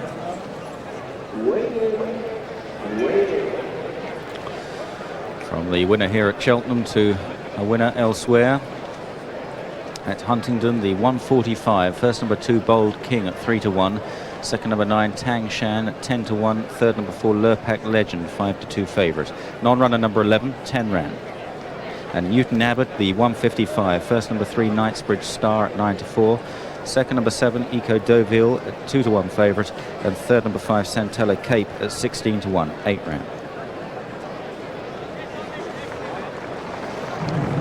Norman Williamson, he once again is the Cheltenham victory feeling.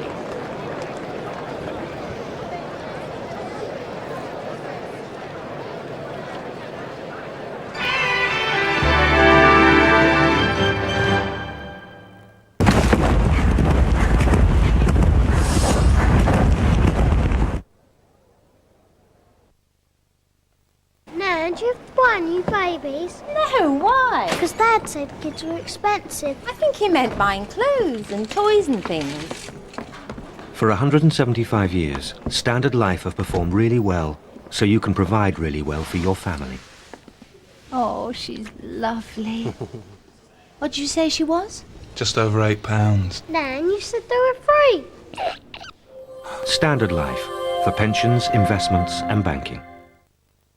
Because we have the internet, we have a second line too, and the whole thing is working out cheaper under BT Together. 3 hours every month of that bill is included in the £11.99 monthly cost. That's 3 hours that he can be on the internet without me having to bother about it. On pence a minute online, I mean, what could be better value? As me as a Scotsman, I would definitely appreciate a bargain. Not just hundreds, not just thousands, but millions of people. With sort of bits and pieces of form, nothing that would really recommend you strongly, though, is there? No, I mean, Alan Dukes has won with this horse. It's a horse I rode for Lisa Williamson 2 seasons ago. Never used to get the trip. Used to blitz off very keenly, but it's certainly led to settle and be knocking on the door, you know. Well, one that has been knocking on the door then, that's Stretching. We'll just go through the field again. You see the betting going through, just confirm for you. Plenty of non-runners here at Huntingdon this afternoon, and really that is down to the drying ground. Well, it looks like the goggles will be coming down pretty shortly. Builder Boy, the one in shot there. Again, is sort of bits and pieces of form. I suppose, to be fair, in a Class G selling hurdle, you're not going to get any great form jumping out at you, are you? Well, no, not really. That's why they're all in here together, isn't it? You know, quite a few moderate horses about. OK, well, I think we've spoken enough about the quality of this race at Huntingdon. I wonder if the quality at Newton Abbott's any better. Let's get a show of betting. Yes, it'll follow straight after this Huntingdon contest. 16 runners, they all go there. 5 Handyman is 8-11 in the ring. 9-4, number 7 Racehorse, already backed that at 5-2. 10-1 is 6 New Era. 12-1 for 1 Arctic Thunder, and 14-1 Grand Comanche. Bell Plum at 14, as well as Eileen Alana, and 16-1 Comanche Bow, and it's 33-1 Bar Those. Are about to make a line at Huntingdon, so why don't we go and join Stuart Machin? Yeah, thanks, Dave. We're just about set for this one, heading towards the tape. Won't be too long now. They're under starters' orders, they're off. 2 miles, 5.5 furlongs is the trip this time then for the Hunts Post selling handicap hurdle. Brumon, one of the first to begin as they head to the first of 10 flights. Also prominent is Flora Dreambird. Northern Hideout towards the outside. Arif is just in behind the leaders with Big Bang and Oakbury. And it will be Flora Dreambird who will pick up in front going to the first from Brumon. Then Northern Hyde a bit wider, a length away to Big Bang, who races in fourth. Then Arif as they step at the first. Leaders streaming over it safely. Bit of a slow jump by Fair Finish in the midfield, and the one who came down there was Galloping Guns. So Galloping Guns, unseated rider at the second, but it's Flora Dreambird setting the pace quickly on to the next. From on the inside, Big Bang, then Brumon. In behind these, then Audacious Dancer. Northern Hyde is next, then follows Brother Harry from Arif. Back towards the midfield at this stage is Lady of the Lamp, being followed by Petros Gem, and then comes Fair Finish in midfield. Stretching is back towards the inside, racing nearer last than first. The overall back marker is Builder Boy, and Oakbury has lost his prominent position and now also races towards the rear. So preparing to make the exit from the back straight for the first time, and it continues to be Flora Dreambird who tows them along. She's clear by a couple of lengths, beginning the turn out the back to Big Bang in second, a half then to Audacious Dancer in third. Working out then to Brumon, who's next in fourth. Brother Harry is further back, moving up to take fifth position as they step over the next, flight number 3. And then Northern Hyde to Arif. Horizontal is next, back on the inside then goes Petros Gem. Lady of the Lamp working out wider from Red Bordeaux as they make the swing back towards the straight. Still well over a circuit ahead of them. 2 flights to jump up the home run, numbers 4 and 5. Flora Dreambird just about turn in first here. 2 on the outside, Audacious Dancer, Vicky Hay. Big Bang back on the inner. 1 length away to Brother Harry, who's next in the field. Then Horizontal, who's made a couple of positions up on the inside of Brumon. Arif comes out a bit wider as they draw towards the next. And then Northern Hyde approaching this one now, flight number 4.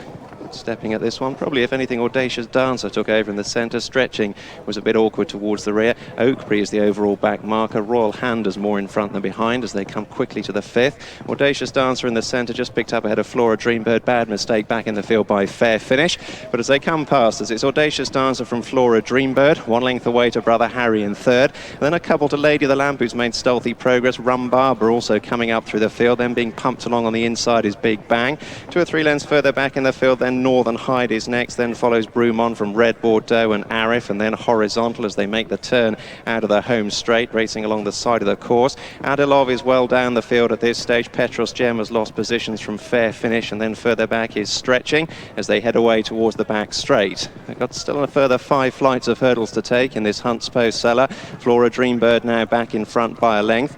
To sitting in second place, Audacious Dancer, 1 length away to Brother Harry, then a half to Lady of the Lamp, who's in fourth. The favourite Rum Barbar travelling well in fifth for Alan Dempsey, 2 lengths to Big Bang, and then Adilov making a bit of progress on the inside. Brumon is next in the field, and then follows further back Horizontal, then Petros Gem to Red Bordeaux being pumped along as they step at the first on the far side. Audacious Dancer was back in front at that one. Moves on by a couple of lengths to Flora Dreambird being ridden along, joined on the outside by Lady of the Lamp, then Rum Barbar still going well. Adilov is sneaking up on the inside from Brother Harry. They've broken clear by 3 or 4 lengths to Horizontal, who in turn Turn is 3 lengths up on the next group. Builder Boy makes a bit of headway as they step over that one. Royal Hand is also going forward from the rear of those clearly struggling. Big Brang has dropped right out, and so too has Oakbury, who's been trailing round in the rear now for over a circuit. So preparing to make the exit from the back straight. Lady of the Lamp has now come through to take it off, but Adilov slipping through on the inside with Sophie Mitchell. Just a length away then to Rumbar, still going well in third place, yet to be asked any sort of a question. Then 2 lengths to Audacious Dancer. 4 or 5 lengths has opened up then to Flora Dreambird, who's on the retreat from Horizontal as they head down towards the third from the finish. Lady of the Lamp on the outside, stepping at that one, a bit untidy, but got over a length or so clear to Adilov on the inner, then Rumbarber a close third. This trio, though, have broken away to Audacious Dancer, who's run his race back in fourth, and then a further 3 or 4 lengths to Royal Hand, who's running on a bit as they swing the corner then. 2 flights to jump in the straight. Lady of the Lamp with Rumbarber now emerging as a big danger up on the outside. Between horses and still with every chance is Adilov as they spin off the corner and head down towards 2 from home, and Rumbarber has cruised upside, heading down towards the second last. Lady of the Lamp is hard ridden. Adilov between horses is trying hard to raise another effort, just got a bit tight for room, had to switch to the inner there. Adilov drawing towards 2 out. Rumbarber given the office, took over narrowly there to Lady of the Lamp. Adilov is third, and it's Rumbarber now who moves away by a length and a half as they head down between the final 2 flights. Rumbarber approaching the last in a tight rein, driven into it, jumped it well. Lady of the Lamp was untidy back in second. This is going to be number 50 for Alan Dempsey there. Rumbarber on a tight rein goes on to score. Adilov again second. Lady of the Lamp is back in third, and they're clear of Old Northern Hyde running on into fourth. Then Audacious Dancer and Horizontal. First number 8, second number 18, third number 16, the fourth horse. We'll check out that result for you later on at Huntingdon. They're about to line up a Newton Abbott then for this 225. Handyman back to 8 to 11, having touch 4 to 5. 9 to 4 Race Horse and 11 to 1 New Era. 12 to 1 Arctic Thunder. 14 Grand Comanche and Eileen Alana. 16 Bell Plum. They're running. Mark Slater calls them home. Ahead of them, Rolster Robert a little slow to leave the start. He's behind the others as they head towards the first. They're being taken along by Comanche Bow, heads towards the first flight with a length or so to spare from Royal Dante. Handyman made a mistake at the first flight, didn't lose a lot of ground, in a prominent position towards the inside, but coming towards the second, it's Comanche Bow leading from Royal Dante, then New Era, close up behind them Handyman, Gil Carpe, and also Sam's Successor is well there. In behind that leading group is Red Mist, Eileen Alana, and then Grand Comanche. These are followed further back by Arctic Thunder, playing away Bell Plum, the slow starting next on the outside Rolster Robert, and then towards the rear we have Seward's Folly, and another one of the back markers is Back to Bill. Turning away then onto the far side of the track, long run before they jump flight number 3. No change amongst the front markers, still Comanche Bow and Paul Holly making the running, half a length ahead of Royal Dante racing in second. Close up behind them is Handyman, and Gil Carpe is well there, with on the outside New Era, then in against the rail Grand Comanche from Arctic Thunder, Eileen Alana and Sam's Successor. Then a couple of lengths to Race Source towards the inside, held up in mid-division at this stage from Red Mist. As they straighten up to go down the far side, 2 flights to take over in the back straight. Coming towards the first of them, Comanche Bow leads by half a length from Royal Dante in second, a length to New Era in third. Handyman races in fourth, and a slight mistake there by Gil Carpe, lost a few places as they jumped that flight of hurdles. Seward's Folly still amongst the back markers, and also Rolster Robert is just last. Heading towards the last flight in the back straight this time round. The leaders skip over it safely. Little to choose between the leading pair, Comanche Bow, and on the outside Royal Dante. Just a length then to New Era chasing them closely. 2 lengths to the favourite Handyman in fourth place. Then a length and a half back to Sam's Successor. Half a length to Arctic Thunder and a further half length to Race Horse, now on the heels of the leaders. Then comes Grand Comanche Bell Plum. Further back playing away, pushed along towards the outside of Back to Bill. Eileen Alana next towards the inside. 2 lengths to Seward's Folly. After that mistake, Gil Carpe's dropped back to be amongst the back markers with Rolster Robert and Red Mist. Now starting the swing in, passing their departure point and heading towards flight number 5. And up front still little to choose between the leaders. Royal Dante may have come through to shade it now from Comanche Bow as they approach the first in the straight. There'll be little between them as they jump this one. New Era continues to race prominently in third place as they take the first of the 2 flights in the straight. 3 almost in line there, and then they're being closely attended by Handyman and Arctic Thunder now close up. And then comes Grand Comanche and Race Horse as they jump the flight that'll be the last in a circuit's time. The 3 leaders over it safely. We've got a new leader though. New Era's gone on the inside, leading from Royal Dante, then 2 lengths back to the 3rd, Comanche Bow, a couple more to Handyman and Ray Source, the 2 market leaders, then 2 lengths to Arctic Thunder. Bell Plum's made ground, so is Seward's Folly. Ridden along behind them is Grand Comanche, 4 lengths to Sam's Successor, and back to Bill, also chased along, then Eileen Alana, and then there's a big gap back to Red Mist. Gil Carpe being pulled up. We have Playing Away, and also pulled up at the back is Rolster Robert. But heading well down the side of the course now. They've got another 4 flights of hurdles left to take, and it's New Era with the lead, but only half a length ahead of Handyman now, moving up to come and challenge the leader. Then 2 lengths back to Ray Source, tracking the front pair. 3 lengths behind them, and driven along is Royal Dante, then Comanche Bow losing ground. Arctic Thunder next towards the outside, and then Seward's Folly, and then a further gap back to the next, which is back to Bill.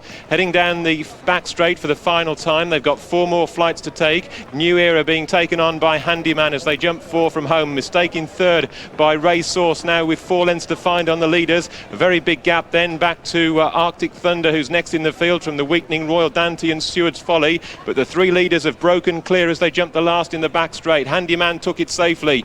Driven along in second is New Era. Ray Source now closing the gap, and he's moving up to go second as New Era drops back in 3rd. They're 25 lengths clear from Arctic Thunder, and behind Arctic Thunder is Seward's Folly, and then back to Bill and the weakening Royal Dante, and then comes Sam's Successor. But as they make the run down the side of the course, and it's Handyman now being pushed along in front by Robert Widger. Ray Source is in second place with just a length to find to bridge the gap between the front 2 as they make their way then left-handed now, start the swing back in, and Handyman being taken along in front by Robert Widger, but only half a length of Ray Source being driven up to challenge now in second place as they start the swing off the final bend, and they've just got 2 flights to take. They're well clear of New Era back in 3rd, who is a long way clear of the others. Racing towards the second last, and there's nothing much between the front 2. It's Handyman on the far side, Ray Source the stand side as they take the second last. Handyman narrowly from Ray Source, and then there's a 15 length break back to New Era in 3rd, but Handyman's found a bit more on the run to the last. Handyman and Robert Widger a length clear from Ray Source and Glenn Tormey as they take the last. Handyman's over safely, 2 lengths clear. It's Handyman from Ray Source as they enter the closing stages. He's had to work hard, the favourite, but he justifies his position at the head of the market. Handyman wins it. Ray Source was second. New Era was back in 3rd. A long way back then to back to Bill in 4th. Almost a Cheltenham-like roar there down at Newton Abbot as the odds-on favourite Handyman comes home pretty comfortably in the end from Ray Source, and New Era was the best of the race. Just got touched off by him. New Era was the best of the race. Just got touched off by him at Sandown. Good jockey on board in Barry Kinnery, takes a useful £3 off of his back, but the Irish runner Ross Moff, who's been running well at 2 miles and 3 miles, he's the 7-to-1 joint favourite with Brandon Court. Magic Combination, who's on to a £50,000 bonus should he take this race, is at 8. Heroes Fatale, one of quite a number of Martin Pipe runners, a full horse and a winner here earlier on in the season. He's 10-to-1 along with the grey Illabad. Another nice big jumping sort in Farry Warmer, also on 10s.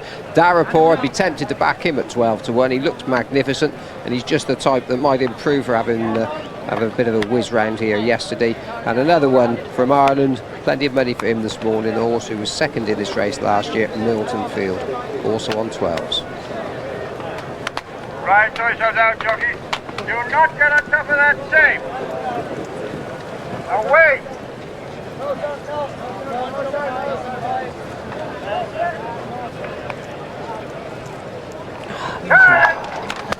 And away they jump for the Coral Cup. 1 or 2 a little bit slow at the back, but a long way to go. Farah Warmer has dropped out early as they take the first flight, and they all land safely with Bowley Lad amongst the front runners with Brandon Court and 10cc right there. Alta towards the inside, and Capitan Low towards the outside as they run towards the second. What's Up Boys is right in the firing line as well as they landed over that Vanilla Man in the orange jacket, horse with a big white face, as they sort themselves out. Farah Warmer still is held up at the back together with Darapur, and also towards the rear in these early stages is Carla Vott.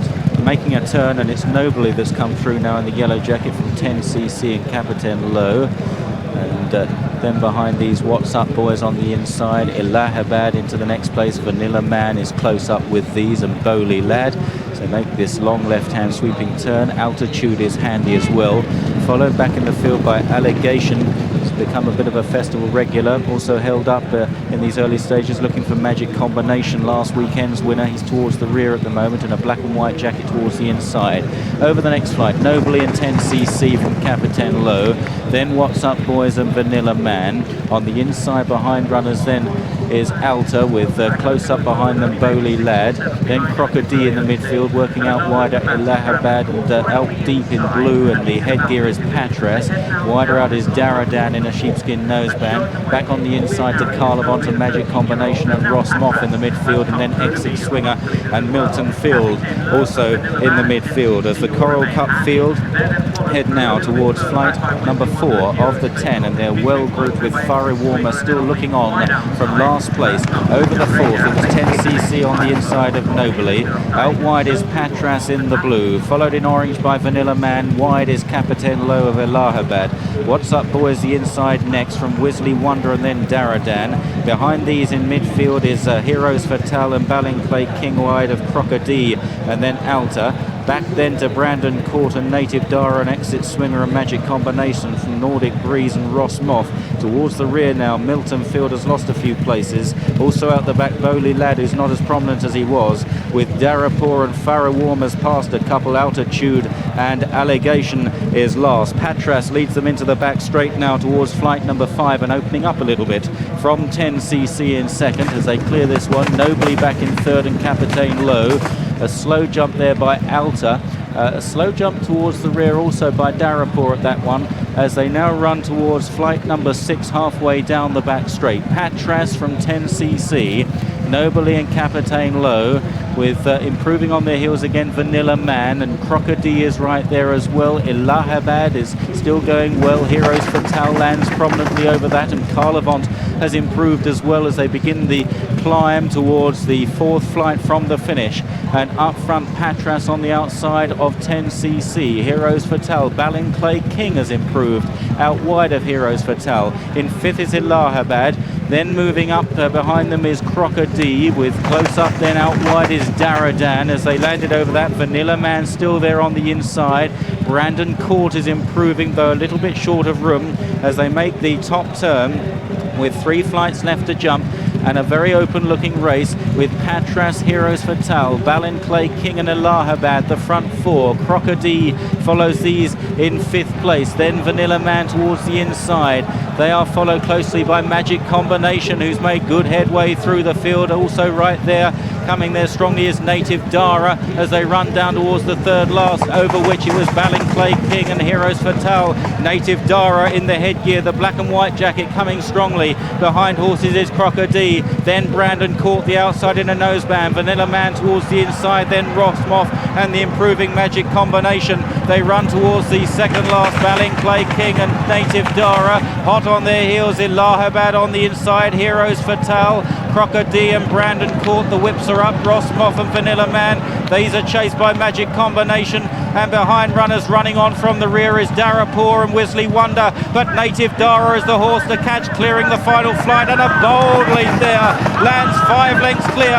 Ross Moff heads the chasing pack, then Vanilla Man behind horses Brandon Court, and coming home very strongly on the outside is What's Up Boys flying home. Native Dara dying, What's Up Boys is flashing home on the inside. Dig it up, What's Up Boys from Native Dara, run out of it. In 3rd place, Ross Moff, Vanilla Man and Crocodile, then Brandon Court, and then Exit Swinger, Wisley Wonder, Allahabad, followed home by Heroes Fatale and Darapur. Well down Carlavant, they stream across the line. Magic Combination weakened out of it. Amongst the tail enders, Capitaine Lure and Nordic Breeze was last home. Well, where did this fellow come from? What's Up Boys has flown up the hill in the hands of the amateur Paul Flynn to deprive Native Dara, who looked all over the winner, and wins by about a half length here for the RJB partners. Philip Hobbs down in the West Country, Paul Flynn, the leading amateur this season, this grey son of Supreme Leader, has absolutely bolted up the hill. No doubt that Native Dara was dying a little in front in the hands of Barry Geraghty. But what a finishing run, and what an SP, 33 to 1. I hope you were wrong.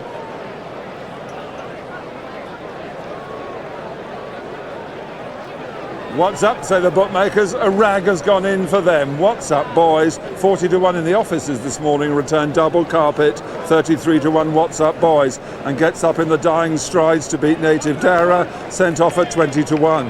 The third, Rossmoff, was the 15 to 2 clear second favourite. And Vanilla Man was fourth at a pony, 25 to 1. It backed Claire Balding's Brandon Court down to 7 to 1 favourite. With Magic Combination very disappointing, an 8 to 1 chance. But that What's Up, boys, 33 to 1, the longest price Coral Cup winner in his 8 runnings. 16 to 1 Kairawani last year, and Big Strand was 16 to 1 in 97. The distance was a neck and 3 lengths, a double carpet, 33 to 1, a bookie sponsored race, a bookie type result, 33 to 1, the biggest prize winner ever of the Coral Cup.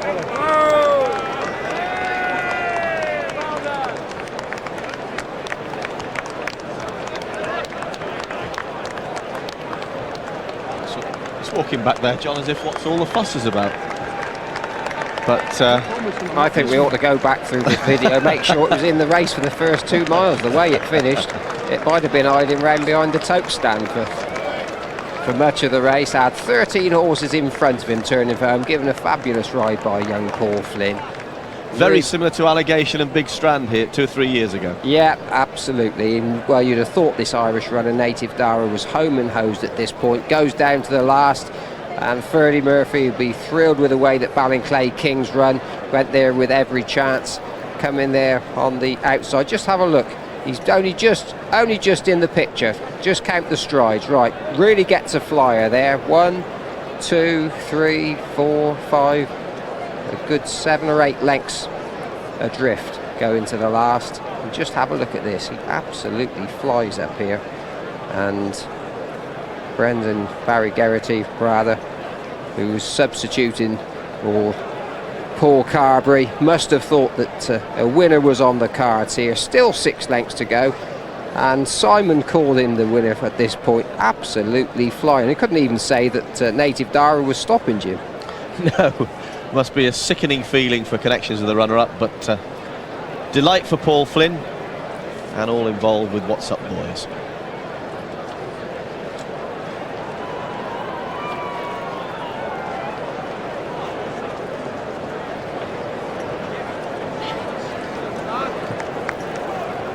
The reception is a little more muted, but you get the strong impression that not so many had included that in their forecasts. No, probably not. Trainer's wife Sarah Hobbs just walking in with this horse, and he's a really popular jockey, Paul Flynn. Doesn't have a driving licence, has to be transported everywhere, and far and away the leading amateur this season. And it might be a little bit muted at the moment, but there'll be plenty of people will have backed it, and a very happy jockey. And a lot happier if you've been sitting at home, decided to back it. A 33 to 1 shot. What's Up, boys, from Native Dara at 25 to 1. Rossmoff, another Irish runner, third at 15 to 2, and Vanilla Man, fourth at 25 to 1. Brandon Court 7 to 1.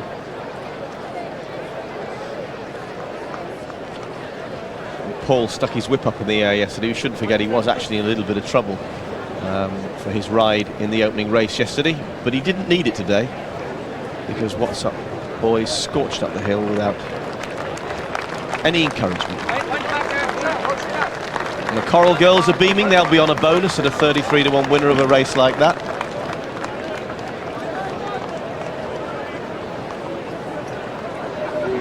Bookmakers don't make a habit of sponsoring races won by favourites.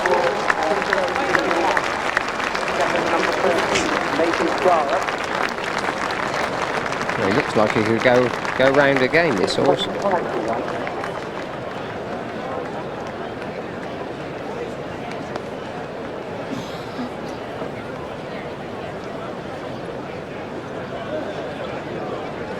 I've just talked to Barry Geraghty, who rode Dative Dara. He said, I thought the line was coming and your man just flew past me.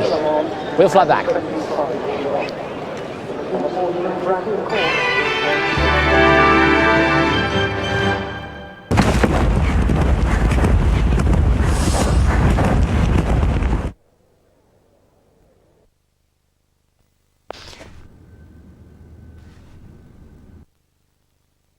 That's nasty when that happens. Yeah, it certainly was. Hopefully Jockey was okay. Now this big field go to post, somewhat depleted however, but let's get all the details and a show with Dave Smith.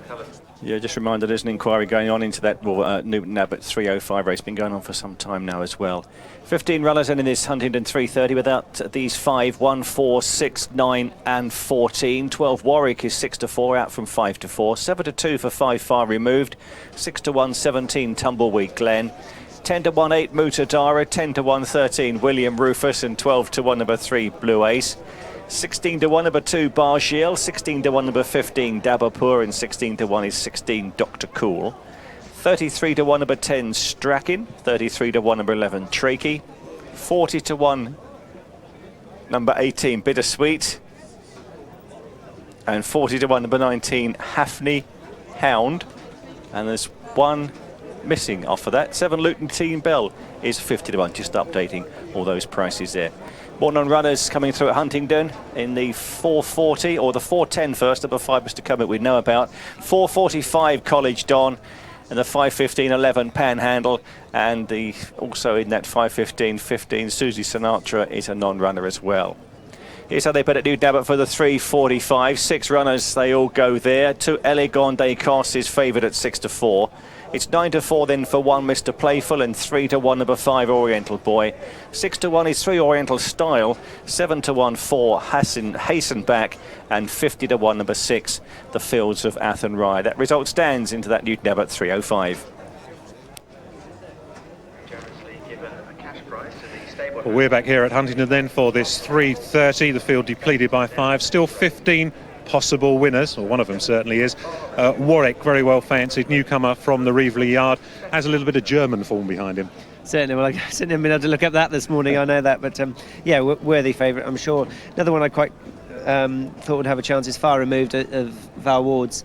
Been knocking on the door, ran well enough last time, having had a break, will improve and will like this faster ground.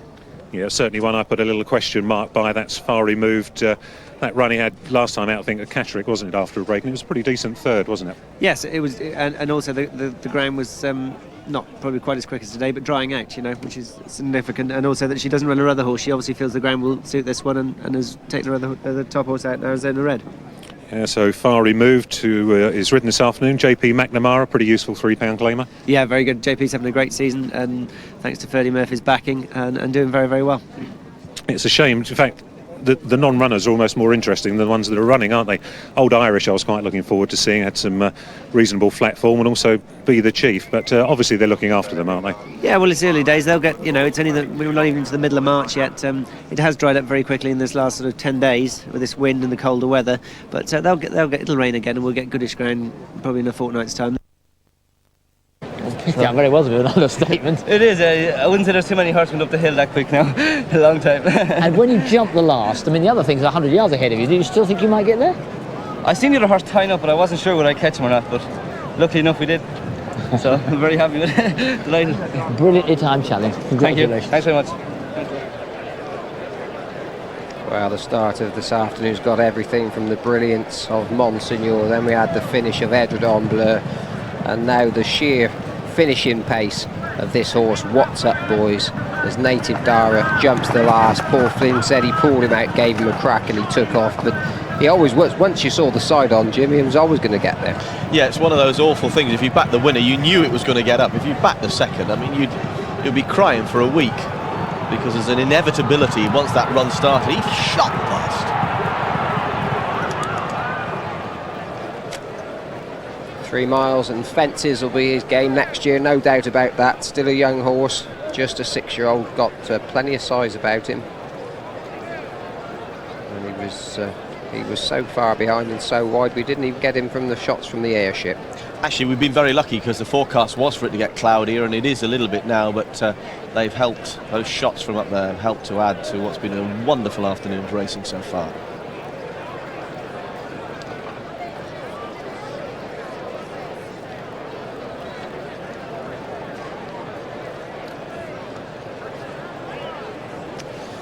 So another thriller here at Cheltenham, and a memorable day for young Paul Flynn, his first festival winner.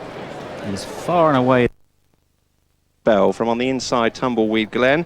These are being followed about 3 lengths away by Trakey to Bittersweet, the inside Strack in between horses. 2 lengths away then to Mutadara, who shares a line of 3 with Blue Ace, and William Rufus then follows Dabapour from Far Removed and Bargill. Warwick is held up at this stage with Dr. Cool 2 or 3 lengths off him in the main group, but then a break back of some 10 or 12 lengths to Hathnick Hound and Morning Glory, who are both struggling to go with them. So swinging away towards the far side then, they take 2 flights in the back straight, getting themselves set for the next. And moving on into the lead now, stretching away by 2 lengths is Tumbleweed Glen from Lutein Bell, who's now having to settle for second. 3 lengths then to Bittersweet, who races in third. A further length to Trakey in fourth, then William Rufus on the outside of Strachan. Far Removed is out about 4 horses deep at this stage in company with Bargill, Mutadara and Blue Ace the inside. Warwick has yet to make a move from the rear with Dabapour on his immediate inside as they head to the next, and then Dr. Cool, who's just about in touch, but a long break to Hathnick Hound. And there Tumbleweed Glen has tried to refuse and unseated his rider, and very badly hampered Far Removed, who's been shuffled right back to last of the main group as a consequence. And so Lutein Bell has been left in front now, a length clear to on the inside. Bittersweet is a half length away on the outside now, virtually up disputing second as they step at this one. Blue Ace there came through to probably just about put a head in front from Bittersweet. Lutein Bell driven up on the outside. 2 or 3 lengths away to Strachan, who's next, and then William Rufus from Bargill, who's on the move. Warwick under a patient ride is creeping closer. Then Mutadara, who's in close touch, and then 4 or 5 lengths to Far Removed, who's been left with work to do after being hampered as they make the exit from the back straight. But Bittersweet is in the lead here by about a length and a half to Blue Ace the inside. Bargill is striding confidently closer up into third place, and then William Rufus the outside as they head down the side of the course towards 3 from home. Bittersweet rises a couple clear to Blue Ace the inside. Bargill a bit untidy. Reminders for William Rufus, then Mutadara ridden into it. Behind these is Strachan, then Warwick, who's called upon for an effort. Far Removed is working hard to try and get to the leaders as they spin around towards home. 2 flights to jump in the home straight. Leighton Aspel and Bittersweet lead, but Mutadara now emerges as the danger. Here goes Warwick on the outside, who's come there very strongly with Anthony Ross. William Rufus is back in fourth as they fan out up the straight. Back on the inside is Strachan, then Far Removed, Bargill, Dabapour and Blue Ace. They're fanned out right across the course, and Warwick has burst through in the centre to grab the lead now from Mutadara as Bittersweet drops away. 2 from home. Mutadara just about in front from Warwick the far side. Further back then in third place is Strachan. Far Removed still running on with a rail to help him as they head towards the final flight. Mutadara goes to it in front with Warwick the far side. Far Removed landed third. A short sprint to the line. Mutadara centre. Warwick far side. Far Removed flashing home, but Mutadara just holding all comers. Mutadara beats Warwick. Far Removed an unlucky third. Strachan was fourth.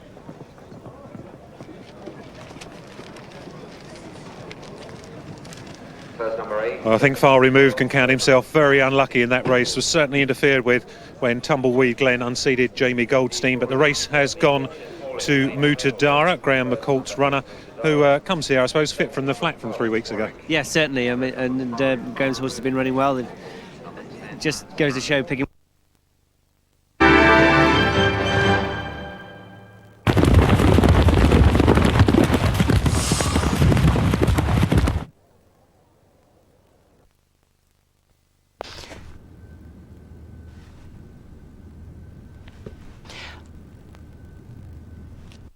I know one thing he has. A very limited musical repertoire. Congratulations.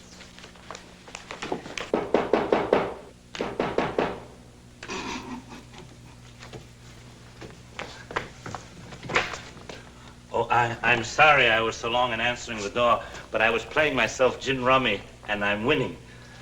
Why'd you quit when you were ahead? Arthur, get me Mr. Dudley in Athens, get Mr. Elliott in Chicago, and Mr. Crandall in New York, and hurry up. Excuse me, Arthur. Yes? Get me Mr. Dudley in Athens, Mr. Elliott in Chicago, and Mr. Crandall in New York. Come on. Yes, Mr. Dudley, Mr. Elliott, and Mr. Crandall. Hello. Oh, hello, Ray. What do you mean, come to Rome? No, darling. Nothing could induce me, Angel. No, Ray, look, I'm sorry. I can't possibly. The American Bankers Convention is here now. The Bar Association follows immediately, and then I have to go over the plans for the new edition of the hotel with the architect. I can't possibly. Darling, you can't go away. Yes, darling, I can. All right, Ray, I'll be there. So long, Tom. Is there something going on, Mr. Hunter? Is there anything wrong? Arthur, I'm in love. That's very nice, sir. I have to marry 4 girls.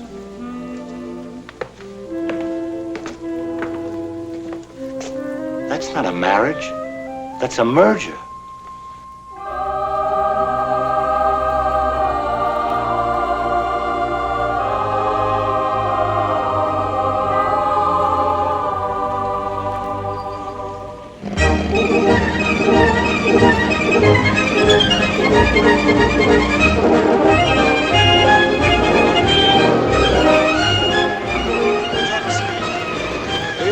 Buongiorno Enzo. Oh, che bella giornata, Good morning, signor Gisini. Signorina Martelli. Oh, isn't it a wonderful day? A day out of a dream. You're 20 minutes late. This is a Hunter Hotel now, and you are an employee, not a guest. Room 112, they've called 3 times already. Here's your notebook. Then after you're finished, you're fired. Thank you. Possible action over his use of the whip in the finish of the champion chase. Great jockey Norman, who won on Monsignor the race before, but to some extent in that finish he did slightly lose the plot in his efforts, and the allegation will be that he hit it actually in the wrong place without going right on the quarters, because in his desperation he threw literally everything at it, and the whole thing gets a bit untidy. It certainly looks there if more than once he hits it behind the girth rather than over on the quarters. But Norman has had many great days here, but the replay of that finish probably won't be the thing he wants to see most of all. And indeed, Tony McCoy very much responded to the guidelines. He is completely within the deal of driving and only using the whip when you get response. I make this one of the most open Royal and Sun Alliance chases we've had for quite a few years. This horse, obviously number 4, Noelle, has got to have a chance. I mean, Henrietta Knight is in tremendous form.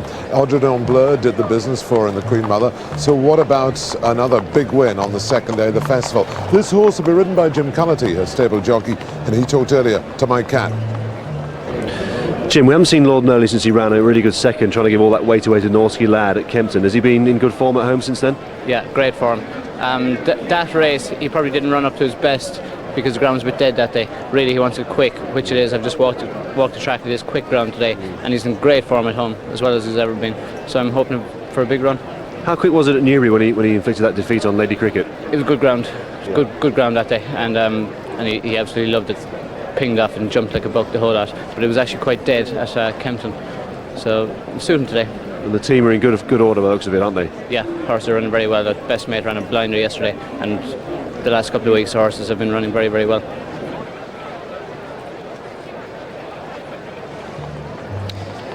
So the Sun Alliance Novices Chase, major contest here. Number 9 Windross is out, so leaves 9 runners, 3 miles and a furlong, 19 fences, a real demanding number.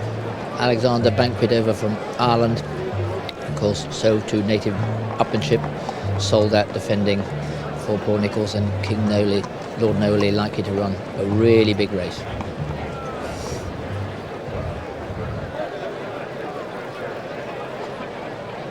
And it's 4-1 the field. That's Alexander Banquet, Lord Noailly, and Native Upmanship. Very weak is out. Lady Cricket out to 9-2 with 7-1 bar. That's sold at 10-1 Kings Road, 12 Toto Toscato. And the each way horse in the offices this morning, this brown Jockey, is 100-6, 16-1. They did 25 and 20-1 in the offices. And Musical Sing is 100-1 and now 66-1. But a light betting heat, not a lot of confidence down here. That's why they're going 4-1 each of 3.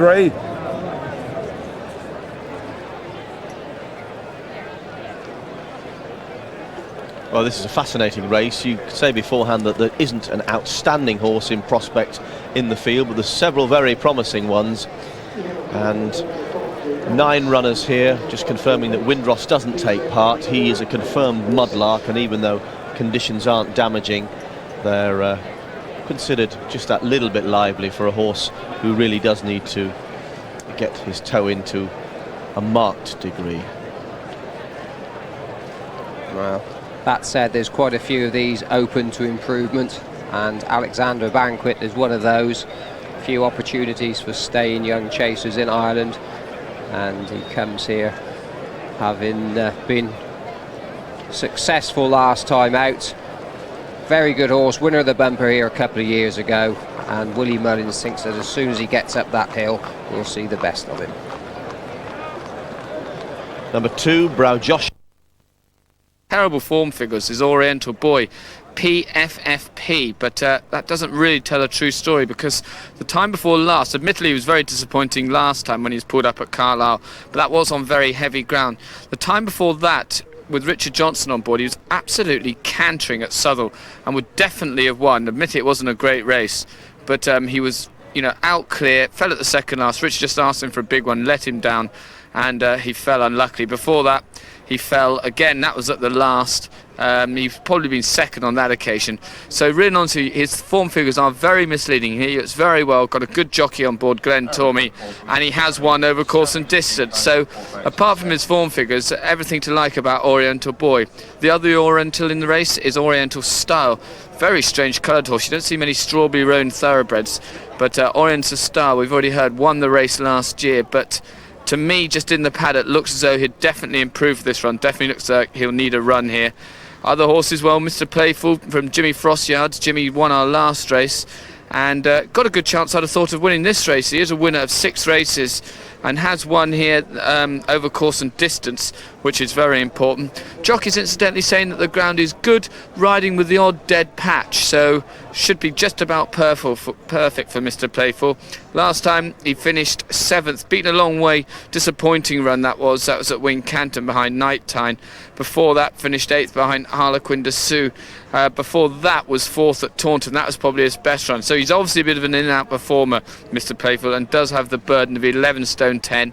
But that's offset by the fact he's got the experienced Jimmy Frost in the saddle. Now, Elegant de Cos, already heard from Johnson White talking about this horse's chance. What a run that was at Cheltenham. What's up, boys? Unbelievable the way he finished. Robert Widger takes the ride on this one. Incidentally, when Robert won our earlier race, first race, that meant that he loses his right to claim now, so he's a fully fledged jockey, Robert Widger. Elegant de Cos, he's a horse that's got obvious ability. Just wondering whether the ground...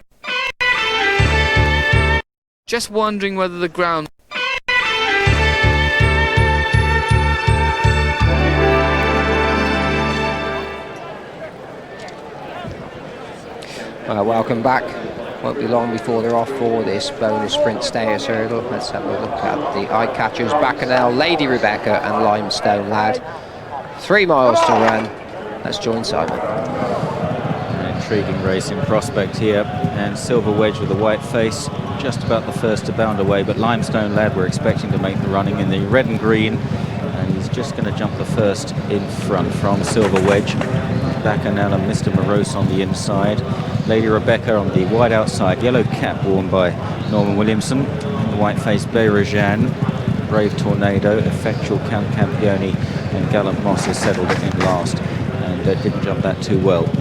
On now towards the third flight. They jumped 12 in all in this bonus sprint stayers hurdle, and it's Limestone Lad. Invariably blazes the trail. Usually goes a long way clear in his races over in Ireland, but leads only narrowly at this early stage from Silver Wedge in second, and then Bacchanal as they make the top turn, a left-hander uphill. Brave Tornado chases the front 3, then Mr. Morose, Bayrajan, Lady Rebecca on the outside. Back then to Effectual and Count Campione and Gallant Moss. Flight number 4, the leaders take it fluently enough, all pretty proficient at that as they reach the high point of the course, and it's Limestone Lad from Silver Wedge in second, Bacchanal on the inside, very sweaty going post, Bacchanal, then Brave Tornado and Bayrajan, huge horse, in 5th place. Upsides him almost another breed, it would appear. Lady Rebecca, she's tiny compared to Bayrajan. Then Count Campione. And behind Count Campione, then Mr. Morose. And Effectual and Gallant Moss continues to look on from last place. Downhill towards another flight of hurdles, number 5, and it's Limestone Lad from the white-faced silver wedge on his outside, the black and orange jacket. Bacchanal just in behind them, the pinkish colours of Lady Lloyd Webber. Then Brave Tornado, Lady Rebecca on the outside, taking a keen tug in the hands of Norman Williamson. 6 times Lady Rebecca has won here at Cheltenham, and she was 3rd in this race to Ansem 12 months ago. Making the turn back towards the grandstands with well over a circuit to go, and it's Limestone Lad and Shane McGovern that continues to lead. Bacchanal on the inside, Silver Wedge and Brave Tornado, then Count Campione and the red cap on the inside. Lady Rebecca wider out as they approach the next. There's still Gallant Moss in last place. Limestone Lad pops over nicely by a couple of lengths to Bacchanal and Silver Wedge in 2nd and 3rd as they run past the stands. Then all in a line, Count Campione, Brave Tornado, Bayrajan and Lady Rebecca. Together next, Mr. Morose on the inside of Effectual, and 2 or 3 lengths last to Gallant Moss. They swing away into the back straight, having completed nearly a circuit, and on now towards flight 7, 8 and 9 in the back straight. And Limestone Lad seems to have just gone a medium pace so far. Limestone Lad from Bacchanal, Silver Wedge, then Bayrajan and Lady Rebecca on the outside. Brave Tornado, Count Campione at the next. Good jump by the leader, Limestone Lad at that. Saw a good stride, cleared it very quickly. Silver Wedge gets a slap down the neck from Adrian Maguire. Lady Rebecca improving out wide. Then the white-faced Bayrajan as they clear the next. Bacchanal seems to be hurdling pretty well today. Effectual, Brave Tornado, Count Campione, Mr. Morose and Gallant Moss. On now to the 9th flight, and Limestone Lad hasn't burnt them off as he invariably does over slightly shorter distances. Silver Wedge almost up sides, then waiting behind, Lady Rebecca out wide of Bayrajan, Bacchanal on the inside, then Effectual, Mr. Morose, Count Campione, Brave Tornado and Gallant Moss as they race now towards the 3rd last, but a very long way from the finish still. And it's Limestone Lad who really took off that, a great jump. So we look down on them at the high point of the course. Lady Rebecca moving well on the outside, disputing 2nd with Silver Wedge, Bacchanal right there on the rail. Then Bayrajan, Effectual, driven along is Mr. Morose, followed by Count Campione. So they make the top turn then, and they'll shortly be running downhill towards the 2nd last. But it's Limestone Lad that continues to make the running. He's yet to be headed in the race. Bacchanal going well on the inside. Then Silver Wedge. Lady Rebecca is now stoked up in 4th out wide. Effectual going pretty well in behind, followed by Mr. Morose. Bayrajan looks a bit flat-footed. Down towards the 2nd last, and it's Limestone Lad that continues to make the best of his way home for Ireland. And another good jump there, but Bacchanal is now laying down a challenge. Bayrajan is rallying on the inside. Effectual is delivering a promising-looking bid. Lady Rebecca is flat out in behind them. They race for the final turn, and Bacchanal now lays it down to Limestone Lad. They've kicked away from Bayrajan and Effectual. Lady Rebecca can't go on, and then Silver Wedge. 1 flight left to go, and Bacchanal strikes the front for Nicky Henderson and Mick Fitzgerald. Limestone Lad trying to fight back, having made so much of the running, but Bacchanal draws to the final flight, put himself right at it. Limestone Lad 2 lengths to find up the hill, then Bayrajan and Effectual. They got 150 yards to go. Limestone Lad is fighting back. Bacchanal by a length to Limestone Lad. Bacchanal all out. Limestone Lad, boy, he's tough, but not quite as tough as Bacchanal. And Bacchanal wins the stairs hurdle. Limestone Lad a brave run in 2nd. Bayrajan back in 3rd, then Effectual. They're clear of Mr. Morose, a rather disappointing Lady Rebecca. Then Silver Wedge. Behind Silver Wedge was Brave Tornado. Count Campione and Gallant Moss was never out of last place. Henderson and Fitzgerald in irresistible form at this year's festival. The 11-2 winner Bacchanal of the bonus sprint stayers hurdle in the colours of Lady Lloyd Webber, trained by Nicky Henderson, who won this race a few years ago with Russell, and Mick Fitzgerald's 3rd winner of the week. Took it up on the home turn, just got idled a bit perhaps up the hill, and Limestone Lad was battling all the way to the line. just a possibility of some interference up the running. We might have another look at that. The front two appeared to cross. In third was Bayrajan, and Effectual was fourth.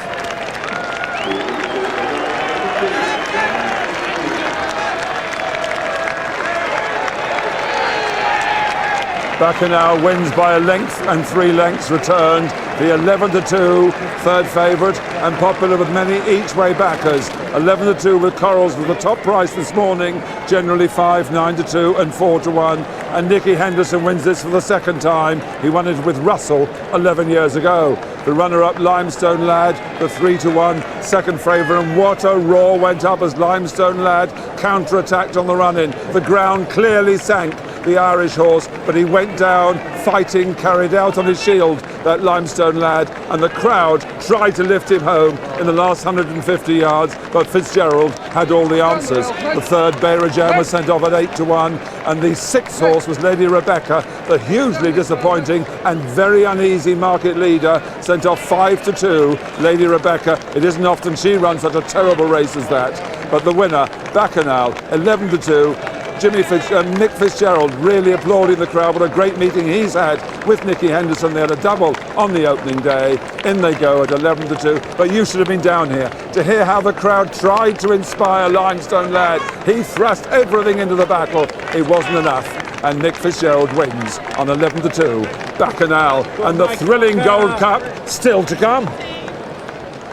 Well, it seems almost churlish to say that there's something of an anticlimax, because Mick Fitzgerald and Nicky Henderson are wonderful people and the most popular, certainly of the home train contingent.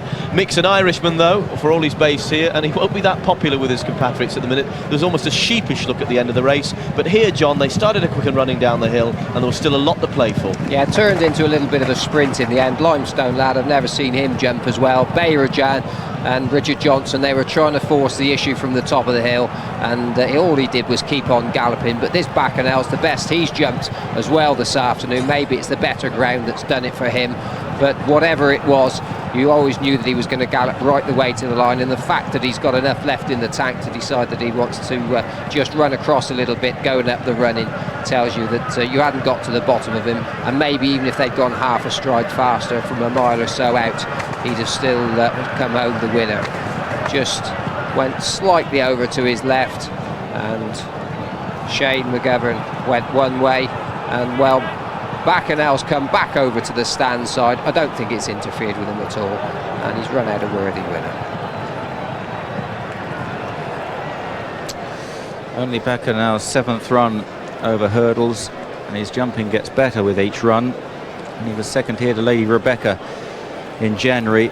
It was his final flight mistake which possibly cost him the race. Again, not that clever at it, but this time he goes one better. Bacchanal at 11-2, Limestone Lad 3-1 second, Bayrajan in third at 8-1. Lady Rebecca was only 6th, the 5-2 favourite. The Windtote 720, places 240, 160 and £3, Exacta 28.90, and the straight forecast £20 16 pence, 10 rand.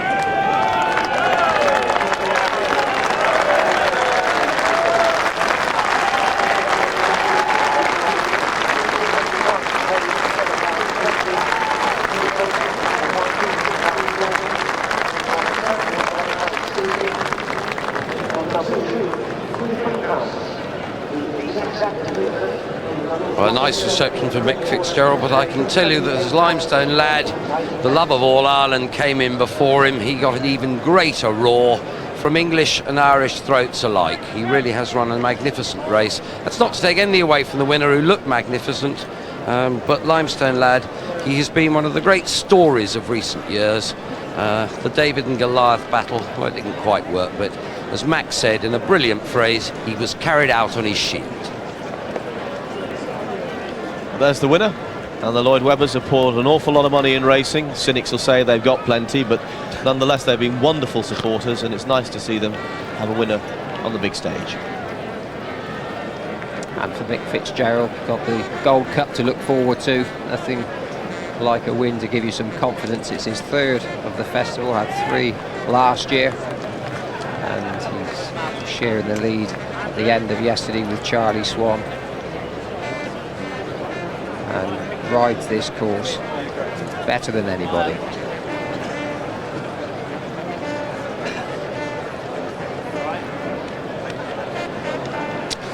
Now at Hexham, the 225 result. First number 11, Frosty Light, 5-4 on favourite. Second number 10, Cherry Tart at 9-2. And third number 12, Sauvigny, 16-1. Mick Fitzgerald, congratulations. Lovely, tough horse, and stayed and beat the Irish horse. Yeah, it was. I feel sorry for the Irish because Limestone Lad is a real favourite, but I'm not sorry for me. Oh, and he stayed on well, didn't he? He's done it super. I've always said, I said to Nicky and Andrew Lloyd, whatever, and Madden, when I came back in after winning the jury field on him, I said, you will look back on this as a very, very good performance. Really? Carrying top weight over 2 miles on fast ground on Newbury, because the horse wants 3. Yeah. And he's proven that today. Now, just a few minutes to go now before the big ride. What are your thoughts now? Well, I'm just trying to let this one sink in first, because each winner is very, very precious at Cheltenham. Yeah. You've got to take every one for what it is. But as soon as I put on those silks, I'll be thinking about nothing else but Seymour Business. And are you happy with the ground and everything like that? Absolutely. I just need a run of the race now. I think if he runs up to his form, he'll take all the lead. Good luck and well ridden. Thank you. Well, some owners actually take charge completely. Madeline, many congratulations. Thank you very much. Didn't he run a blinder? And to have a winner at Cheltenham, we think it's a nasty sound here. There's going to be an inquiry. What did Mick say? I think we'll be fine. It's an objection. Oh dear, but still. I think we should be all right. And what did Mick say? Mick thinks we had the pace and the space. And tell us about the horse, because he actually went second to Estebrak here in January. We haven't run since then, have you? He hasn't run since, but I felt confident a bit further we would probably reverse that.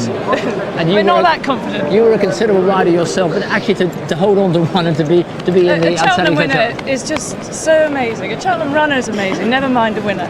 And we've had him since he was a yearling, so he's grown up in our field. We've watched every bit of growth, and here he is in this amazing amphitheatre. And you're going to come back for more? Do you think he would make a chase eventually? I don't see why not.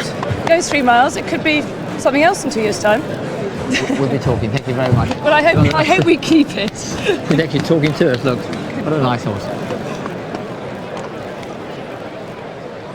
Well, if they're considering, they should think again, because as John pointed out in the first replay, there isn't actually any real interference. Now, Bacchanal went across, but he was clear at the time. Mick Fitzgerald rightly has his whip in his left hand to correct that manoeuvre. He goes back the other way, he immediately puts it down. So let's say there was interference, which we doubt anyway.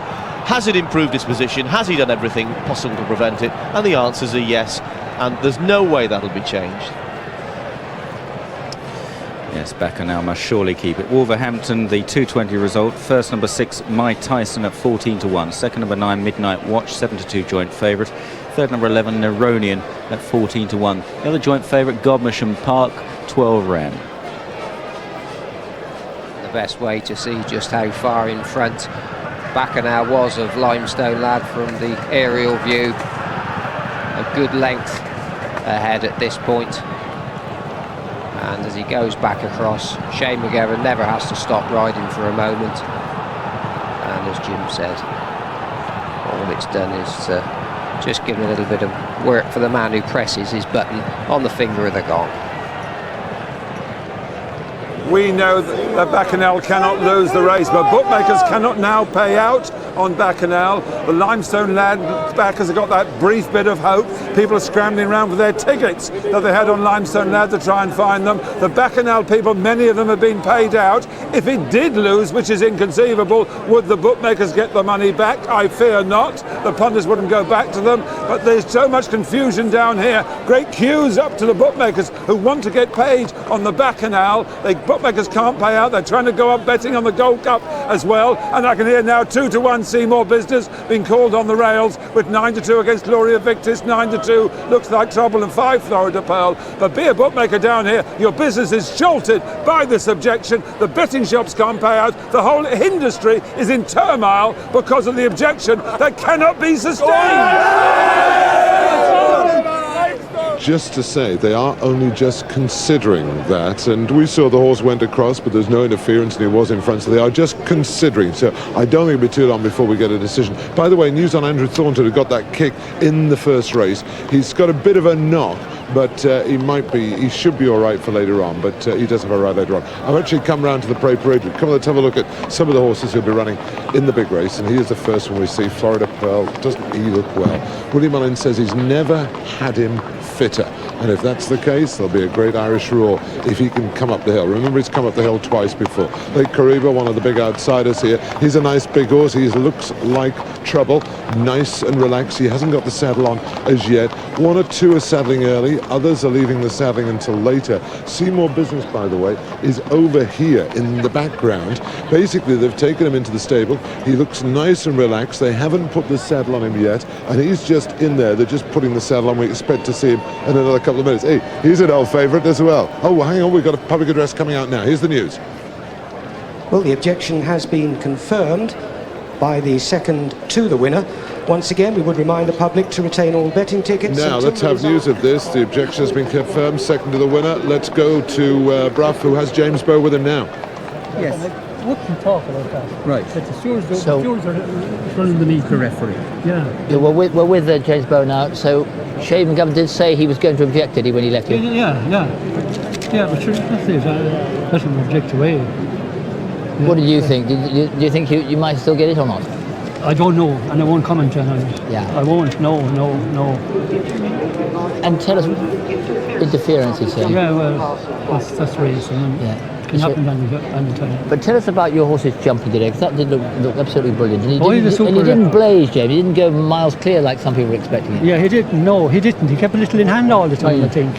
If he didn't keep it in hand, he wouldn't be able to go past the post as good, you know. Because he had the class horses, first class horses. Would you like to see the view from the air, the closing stages again? We can show you the closing stages again from the air. Would you like to see that? I don't. You don't want to see it now again. It's over. It's over. Happy. And tell us the way he jumped. Would you be coming back here over fences? Because he'll be coming back over fences. He has a fence at home nearly every morning. We jump with him, and it's just we played along. Getting so much money over hurls, why should it change? Sure. You know, and he's safer over the hurls, really. But the safety in racing is something you have to forget about and go ahead. James, he's already given us a lot of excitement. Thank you very much. Oh yes, it's great for everyone, for racing in general. And look at the crowds. Look at the crowds. And he's probably only for that race they wouldn't be there, most of them, you know. Absolutely. James, thank you very much. Grand. This is the view from way up in the sky of the pre-parade ring, where the runners are being saddled up now. 20 minutes to go to the Millennium Cheltenham Gold Cup. Just looking, there's Harvey Smith in the background. His wife, of course, trains the last fling here. Could run well here, could go on to the Grand National. Still waiting for Seymour Business. And by the way, can I just show you one horse, one of the all-time greats? Do you recognize the grey? Desert Orchid. He's here today, and we'll be right back in just a couple of minutes from now.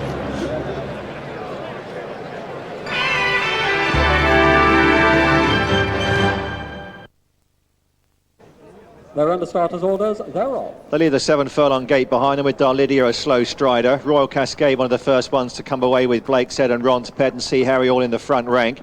Then just behind these, running next is Danaby, followed on the inside by Come Out of the Fog in the John Point and colours, those pairs. They head down the far side through the first furlong and a quarter. And Blake Said and Lee Carter bowl along in front by 3 or 4 lengths to Ron's Pet. Then comes Danaby with this one trap wide. Further back then to on the inside, Come Out of the Fog, followed by Jill Willows running pretty straight with Fire Dome. And not far off them either is Sea Harry towards the far side. They've got just over 4 furlongs left to go. And Blake Set taking them along, couple of lengths clear to Danaby in second place. Then behind these coming third, just a half back is Ron's Pet. Then comes Sea Harry and Fire Dome, followed further away by Tacklid.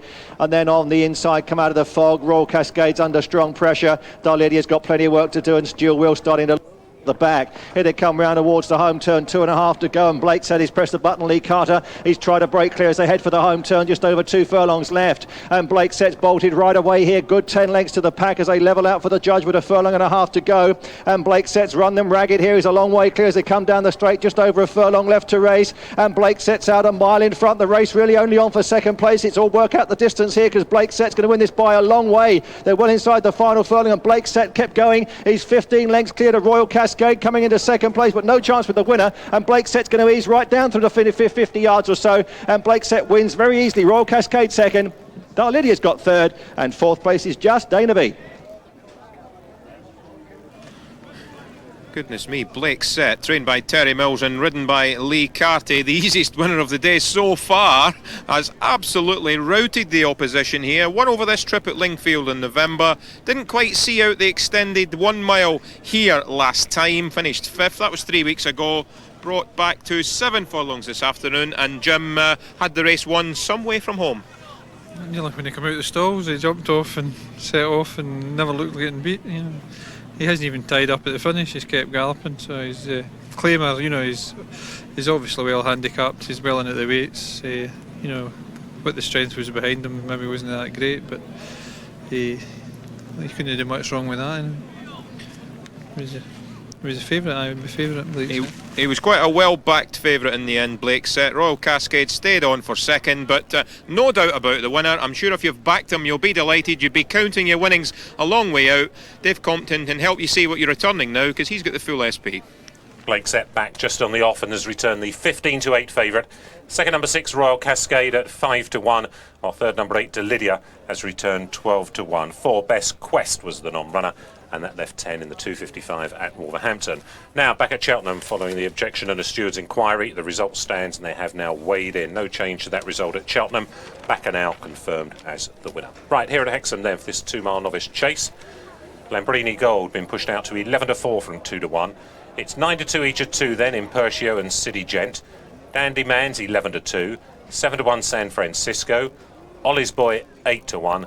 And it's 20-1 Bar. Lambrini Gold just clipped in, bit of money for this one now, 5-2, but it's still 9-2 Bar the 1. Thanks, Dave. A novice chase here at Hexham over 2 miles and half a furlong. We didn't tell you earlier, the ground here is soft, heavy in places, and the fence up around the 2.5 mile chase start will be omitted, so watch out for these horses taking a wide berth as they take the far turn here at Hexham this afternoon. And I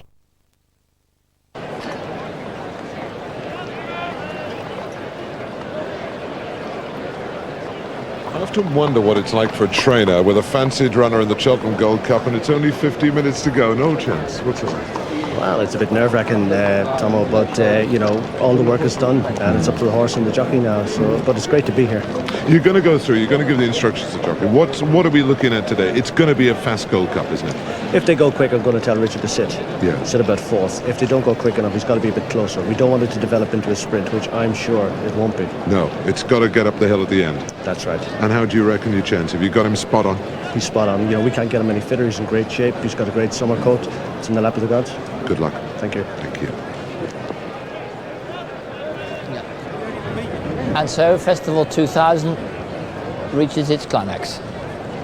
Jockeys coming out into the most coveted, demanding arena of all, really. This is, the Grand National is the most exciting, but this is the one they want to win. This is the best race in the calendar.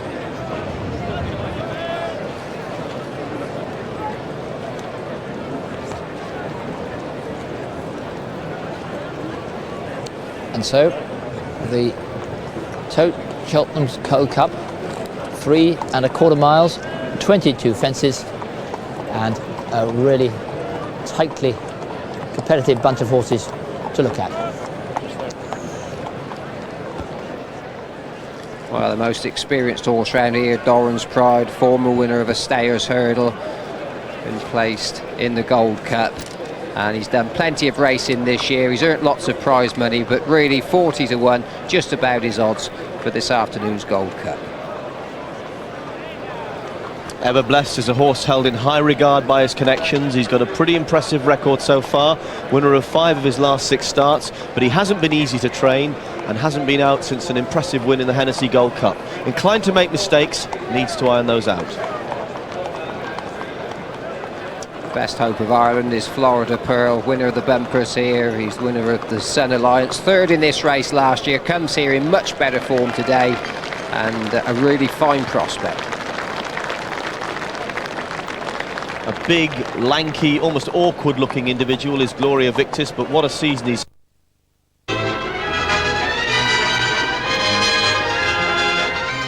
What are Sopper and McClure doing here? And now, No, perfectly well. ladies and gentlemen, will you kindly take your partners for the gallop?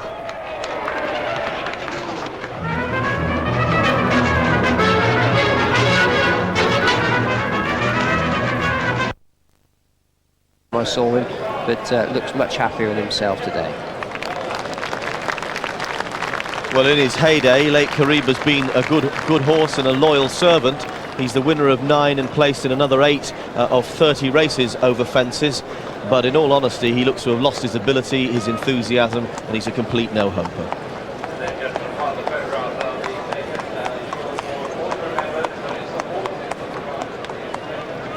Norman Williamson on board Lake Kariba, and of course everybody thought, including Norman, that he was going to be on board. Looks like trouble in this race, but for one reason or the other, Richard Johnson on board this afternoon. He looked to have Seymour Business in trouble up at Wetherby in the first start of the season. Then he put in a really good run at Sandown, and for some inexplicable reason ran poorly in the King George, but came right back to form here in the Pillar Chase. Number 8, Rinkaree, the Irish second string, so to speak, yet to finish out of the frame since he's been over fences. A good, tough, honest horse. Needs to find about another stone to win. It's not impossible, but it's a difficult one.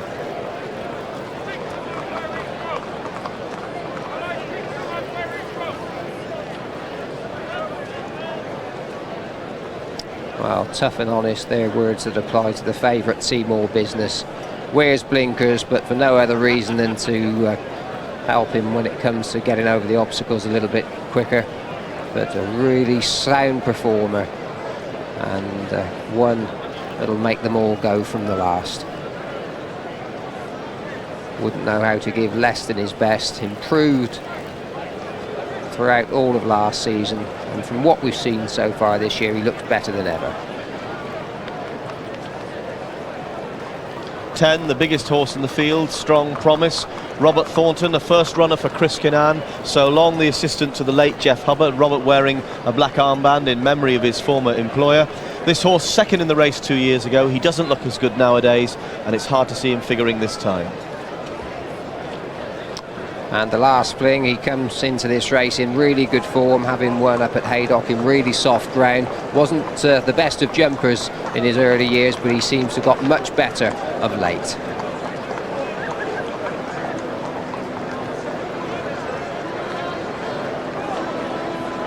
"23 favourites and 72 runnings have won the Cheltenham Gold Cup, but the public still haven't taken Seymour Business to their hearts. And 7-4-2, and they're right down the rails. They're showing top of the head 9-4. Florida Pearl, good support for that. 5-1 into 9-2. Particularly solid is Looks Like Trouble, also at 9-2. But even Piper McCoy can't support Gloria Victis, 11-2 with 14-1 bar. Chris. And the final member of the field is Tully Murray Toff, owned by Proud Connections, but he's got a lot to do, judged on the balance of his form, and that's if his jumping holds up. So they're coming out onto the track, and we'll be back as the climax builds.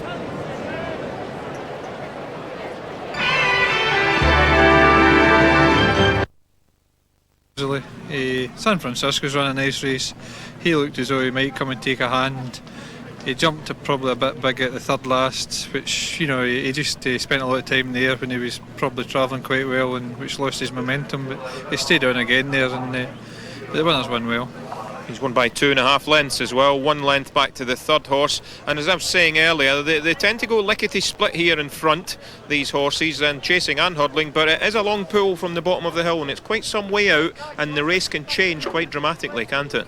It can be very tactical here. If the jockeys ride it well, it's one of these courses, if you can save a bit to run into the dirt and get a bit of momentum to get up the hill, it's very hard to catch them. They change, they can change if they went too hard, but if you ride the course properly, you can use the hill to your advantage.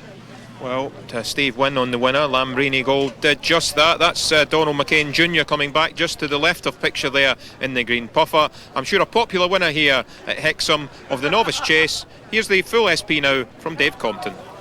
2 races, 2 winning favourites. Number 7 Lambrini Gold, the 11-4 favourite. The second, number 5 Impertio at 5-1. Our third home was number 9 San Francisco at 7-1, and all 9 ran in the 3 o'clock at Hexham. Now, news of a jockey change in the next at Hexham, the 3:35. Number 2 Roman Uproar will now be ridden by Peter Ryan.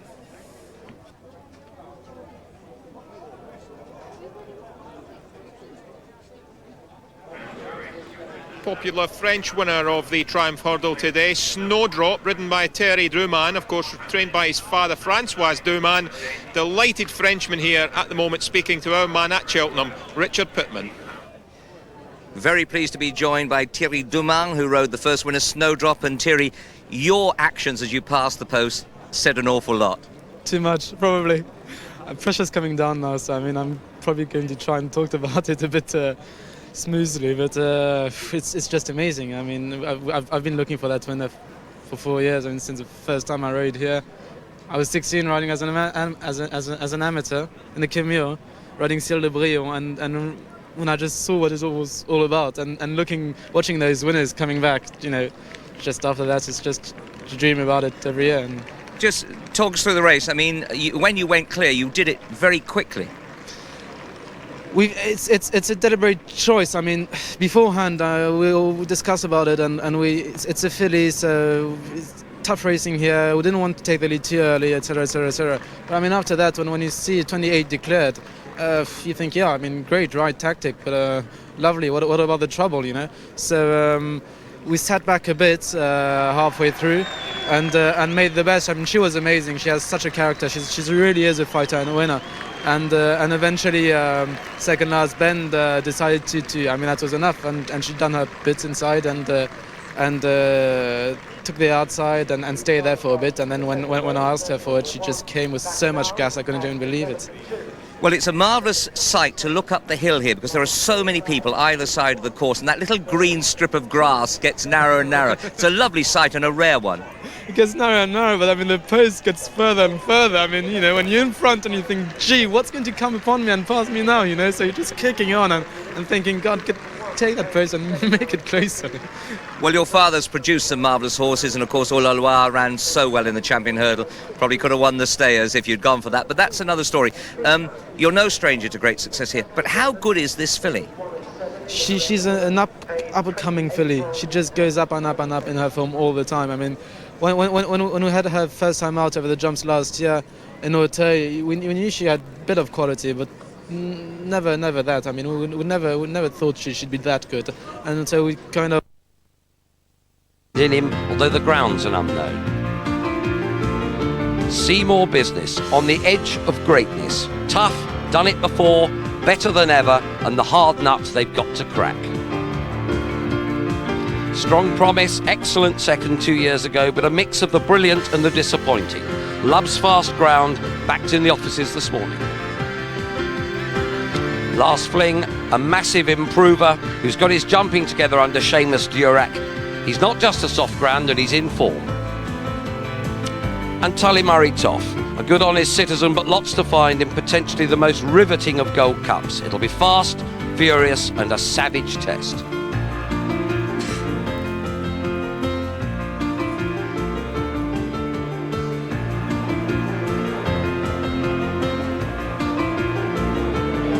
...23 favourites and 72 runners have won the Gold Cup. Only 6 since Arkle 34 years ago. Top of the head, 9-4 Seymour Business, but that is very, very tight now.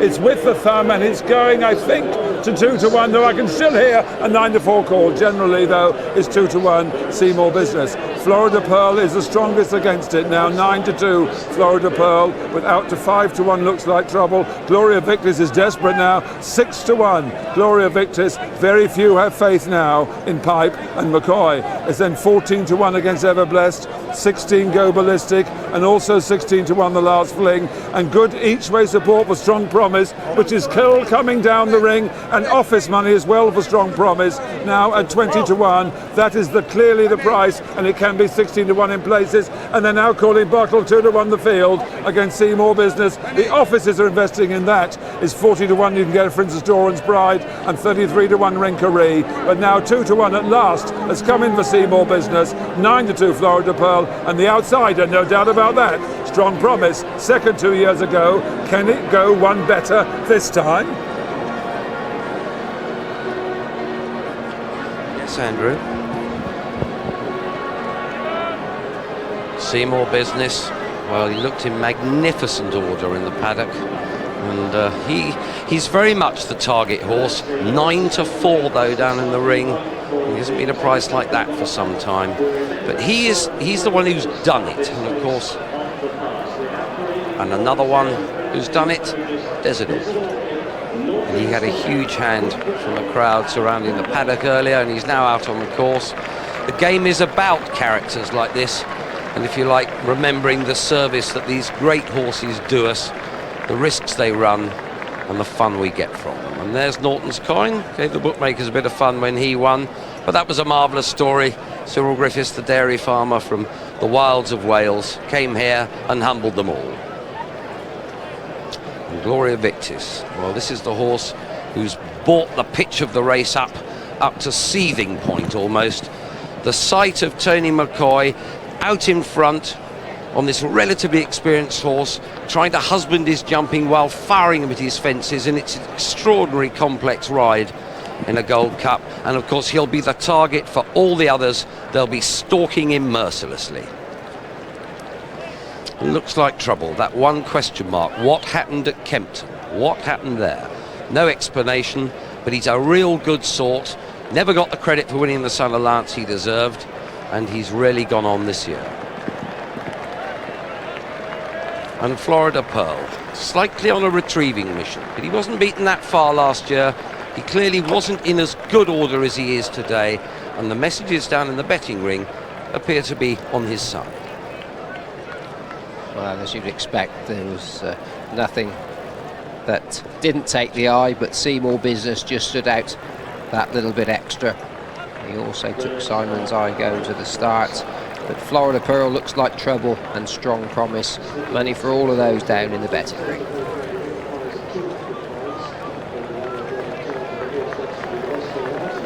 Well, every vantage point has long gone. Up in the stands, the big screens, they're standing hundreds deep in front of us. Everyone geared up, rooted and riveted to the prospect of what must be a titanic Gold Cup. It's set up by Gloria Victis, the likely tactics, and there are 4 horses in this field who will all be very worthy, indeed good Gold Cup winners. The battle is about to be joined.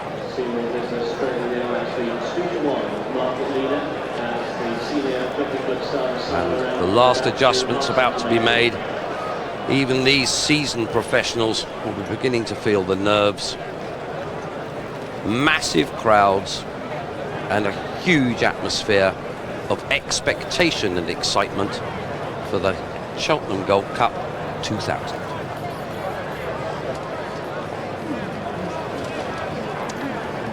All right, jockeys, line up, get where you want to be.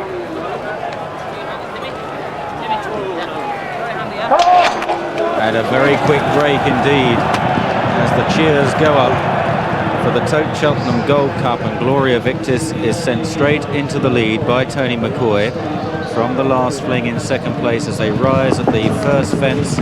They all sail over safely. They've got 22 fences in all to cross, just over 2 complete circuits of Prestbury Park, and it's Gloria Victis from the last fling. Seymour Business on the outside, very handy.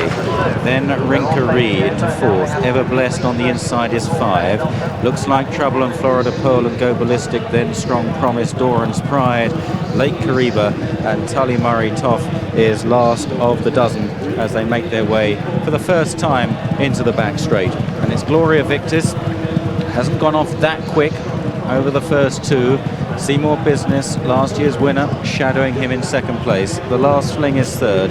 Then Rinkaree and Ever Blessed and Looks Like Trouble and Florida Pearl as they rise over the third, at which Gloria Victis jumped out to the right with Seymour Business in second place as they now run to the water jump.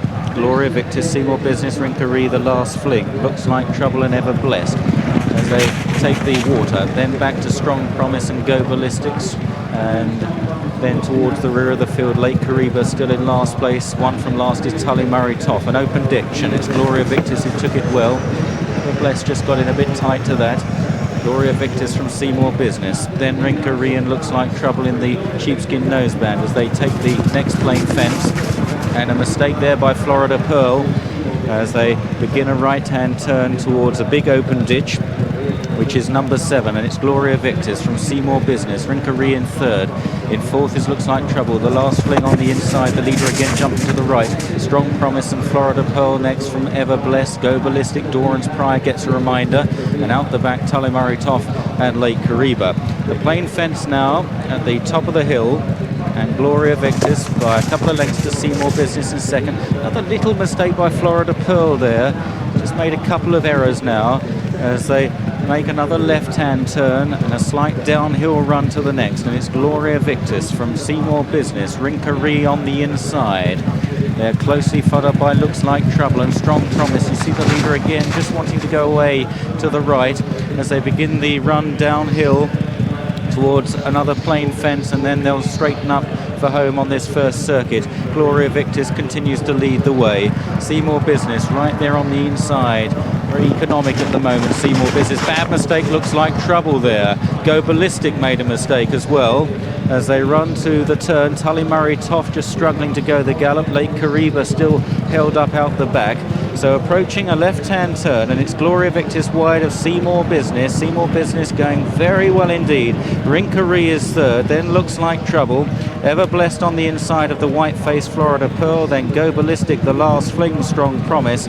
Tully Murray Toff and Lake Kariba as they take the next, and Seymour Business might even have been in front at that. Doran's Pride made a little error. On towards what will be the last fence after another circuit, and Seymour Business right on the razor blade here. Goes on from Gloria Victis in second. Rinkaree 3 or 4 lengths back in third. Then Looks Like Trouble. Florida Pearl has improved a little. Then follows Strong Promise. Behind Strong Promise, Go Ballistic and Ever Blessed and Doran's Pride. The last fling is struggling, gets a reminder. Lake Kariba still going well, one from last, and Tully Murray Toff brings up the rear. Down the back straight once again, and Gloria Victis is back in front, but only just to Seymour Business as they jump the 13th fence. Gloria Victis away to the right, but a big jump over it from Seymour Business in second. Rinkaree is third. Reminders for Looks Like Trouble, appears to be struggling. And then behind those, Florida Pearl as they run towards the next fence at the water jump. It was still Gloria Victis who took it in front. Tully Murray Toff was a faller back in the field. Now an open ditch, at which it's Gloria Victis over in front from Seymour Business. Rinkaree, Looks Like Trouble. Florida Pearl back in the field as they continue on their journey. And this novice, Gloria Victis, still travelling well under Tony McCoy, again out to the right. Seymour Business, Looks Like Trouble, second and third. Rinkaree right there on the inside. Then Florida Pearl, Strong Promise, and Lake Kariba has moved up, still pulling that horse. A gap to Doran's Pride. The big ditch, this is 6 out, and it was Gloria Victis who landed just in front with Looks Like Trouble, who's responded well, having been under pressure. Seymour Business, last year's winner on the inside. Then Florida Pearl in the red. Rinkaree in 5 as they jump the next plain fence. Lake Kariba follows these, and then a gap to Strong Promise. They're at the top of the hill then. They've got just 4 fences left to jump, and it's Gloria Victis who's made all the running so far. Looks Like Trouble in second. Seymour Business on the inside. then Rinkaree and Florida Pearl. Rinkaree made a mistake there as they start the run down the hill. They've got 3 fences left to jump, and it's Gloria Victis with Looks Like Trouble on the inside. Florida Pearl in behind these. Then Seymour Business down towards 3 out. Gloria Victis booted into the fence by the champion jockey. Rinkaree has nearly unseated the rider. He can't get back surely, and it's Gloria Victis who kicks again in front from Looks Like Trouble. Florida Pearl, last year's winner. Seymour Business is struggling to go with the front 3 as they turn for home, and it's this 6-year-old Gloria Victis, but Florida Pearl and Looks Like Trouble are both coming at him as they run down to the second last, and Florida Pearl quickens up well in the centre to take over. Gloria Victis is down there, interferes with Seymour Business. Strong Promise running on, but it Looks Like Trouble and Florida Pearl who fight it out going to the final fence. Looks Like Trouble jumps to the lead from Florida Pearl, a gap then to Strong Promise, Seymour Business and Lake Kariba running a blinder, but Looks Like Trouble and Richard Johnson driven out in front, 5 lengths, 6 lengths clear of Florida Pearl, and Looks Like Trouble wins the Gold Cup. Very close for second between Florida Pearl and Strong Promise. In fourth then Lake Kariba just ahead of Seymour Business. They're a long way clear of Doran's Pride, the last fling being pulled up. Gloria Victis, a faller at the second last. Tony McCoy is sitting up, very unhappy, the horse being held. But here's the winner, Looks Like Trouble, in the colours of Tim Collins, trained by Noel Chance, who sent out Mr. Mulligan to win a few years ago. Richard Johnson, your first Gold Cup. Hang on, I'm the one with the trouble here. And what was that like? Fabulous. He's really tried. He jumped the last 2, magnificent. His jumping's one in the day of the last 4 fences. Brilliant. Had you got Gloria Victis beat? I thought so. I think Gloria Victis, probably the 3 mile 2 was just far enough from to win a very, very good gallop. Fair dues to the horse. He's put everything in today. What's it like to win a Gold Cup? I'm not sure yet. I'll tell you in half an hour. Well done.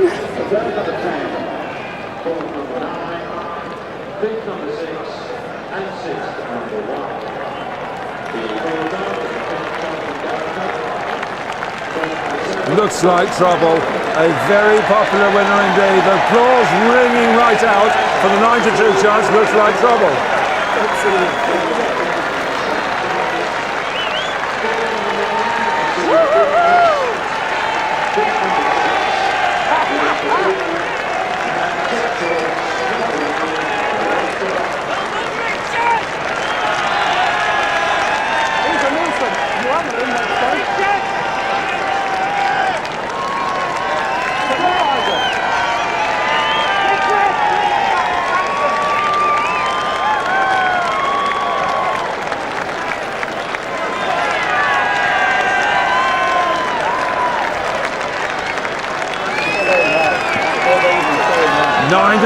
Joint second favourite, and rapturous applause for Looks Like Trouble. The ground was the key to him, fast ground in his element.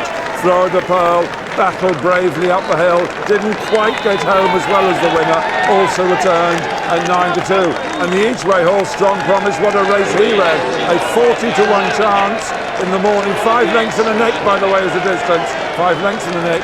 Strong Promise is third at 20-1, and Seymour Business, who never looked like winning, fourth, the 9-4 favourite, and that Seymour Business, the 13th consecutive time the title holder has failed to retain his ground, and the 10th consecutive time the winner of the King George at Kempton has come on to run in the Gold Cup and get beaten. The stats are appalling for the favourite, and the stats were right for once. But the winner, this Looks Like Trouble, 5-1 in places this morning, generally 9-2, only 4-1 with the Tote and with Sunderland's.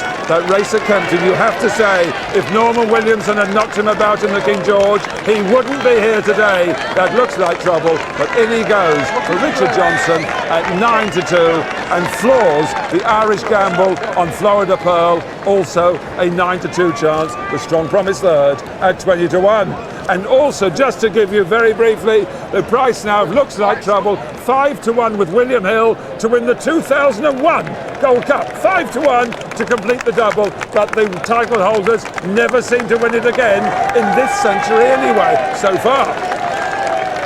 With me now is the happiest man at Cheltenham. Tim Collins, how are you feeling now? Well, you just said it, the happiest man. I'm thrilled for Noel Chance. I mean, 2 Gold Cup winners in 4 years is just an outstanding achievement. I think Guinness got it right when they talked about their product, the sort of perfect black. Oh, never mind. No, I'm just absolutely overcome with emotion. It's just brilliant. Where did you watch the race from? From the lawn bar. What's it like watching from there? Pretty testing. Yes.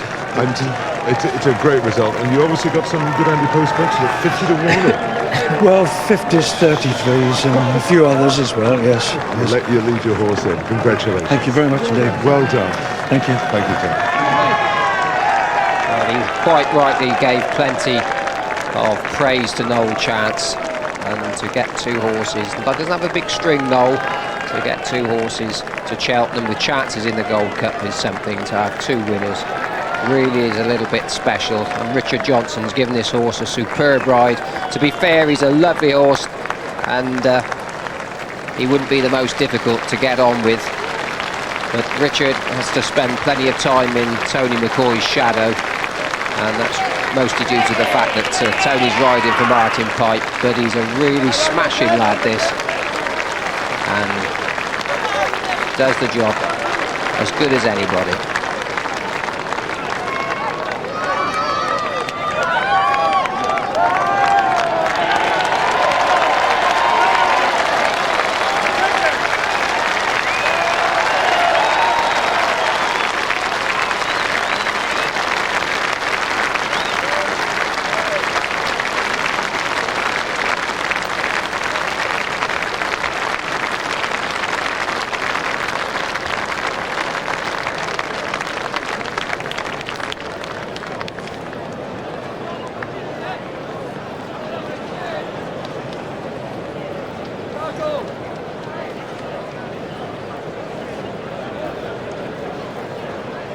Horses set out. We had a wonderful race, and let's not forget the placed horses. Florida Pearl ran a marvellous race again. The extended distance just seems to find him out. Looks like trouble there was just too strong for him. There's also Strong Promise, Chris Kinnane's first runner in a race like this, and he's been plagued by leg problems. To get him back to run so wonderfully well was a fine achievement. Seymour Business was a little disappointing, but nonetheless ran a decent race. And of course Lake Kariba excelled himself in 5th. But this is the winner, and in the end he was by an emphatic margin. 2 out, John. This is where it hotted up, and the result was still in doubt. What a tremendous race. It lived up to what we were expecting. Florida Pearl didn't jump as well as he might have done.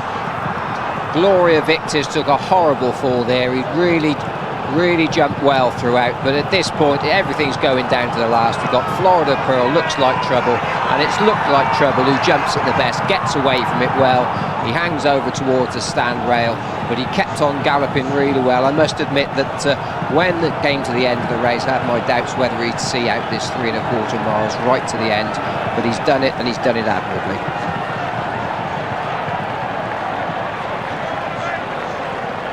Here is Noel Chance. A year ago, some people didn't give the horse his due after Nick Dundee fell. You told me then he's a good horse, but we had to believe you. Well, you know, he proved it today, I think. You know, he's got a great cruising speed, he jumps well. Made a couple of little fiddly errors throughout, a couple of times during the race, but you know, in the whole he jumped pretty well. But it was still a great jump to take in reality from where he was last year to get to this and win it without any excuses. Well, you know, he always showed us he was a very good horse, and you know, he's proved it now. But basically, you know, you've got there's no other race to go for, only this in your second season, really, because you know yourself what can happen. You go into the box the next morning, you could have a leg, so you know, I wouldn't be waiting, you know, for another year to pass by before I would take on a race like this. Now, it's all very well you saying, oh, well, we have the horses, but only 4 years ago, Mr. Mulligan, you didn't have that many horses. In fact, after that, things were looking very, just remind us, things weren't very brilliant in the Chance team, were they? I was going to look for a job at Channel 4 and I wouldn't be qualified. The silver tongue. But I mean, how many horses did you get down to after Mr. Mulligan went along? We had 11. And 11 horses then? 11 last year. won the Sun Alliance. But you know, it's great to have a good horse, and he is a good horse, and you know. It's But what I mean, the trick with bringing him on, Noel? Because I mean, twice in 4 years is good, a bit more than coincidence, surely. Wow, I don't want to be too presumptuous, but oh yes, you can. Well, he's a good horse, you know. It's as simple as that, you know. And it's just a question of getting him fit, keeping them sound and well, and pointing them in the right direction. And even now, when you look back to the unhappiness of the King George, what do you think that was? I put it down to the ground at the time, and I dare say it probably was the ground, you know. It's as simple as that. I wouldn't be prepared to speculate any further on that, you know, but he proved today that probably he wants a bit better ground, and he did it well. We stand here March 2000 with Looks Like Trouble. What happens in 2001 and 2002? Well, I hope we're still here, whether we're in this spot or not, but as long as we're on this earth. But, you know, we'll play it by ear with him. I'm not sure where he'll go next. We were going to go for the Martel Cup in Liverpool. We will see. He'll tell us where he'll go. He had a hard enough race. He didn't have as hard a race today as he had in the Sun Alliance last year. And that just might be able to get us to Liverpool. But Liverpool's on the agenda. We'll see. He'll tell us. If he tells us no, then we won't go. He'll tell us, and you'll tell us no. Thank you very much. Pleasure. Thank you.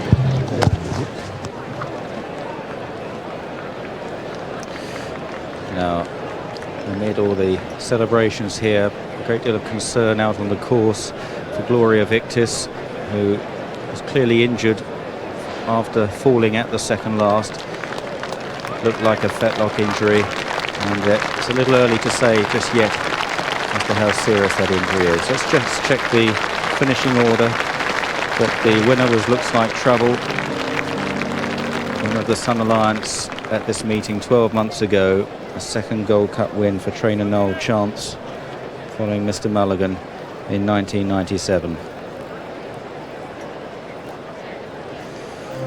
He led them home, followed by last year's third Florida Pearl, another grand run. Strong Promise second to Cool Dawn a couple of years ago.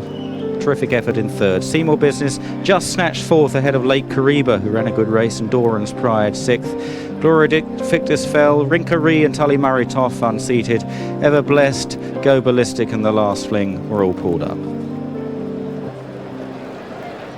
They didn't go blazing gallop, but they kept going, and I've got it right on the Norton's Coin 6 minutes 30 record, a really demanding one, and let's just hope that the Gloria Victis saga will not end too unhappily. It will be a royal presentation as the Queen Mother comes down in that special liveried panoply to this trophy, and let's take a break.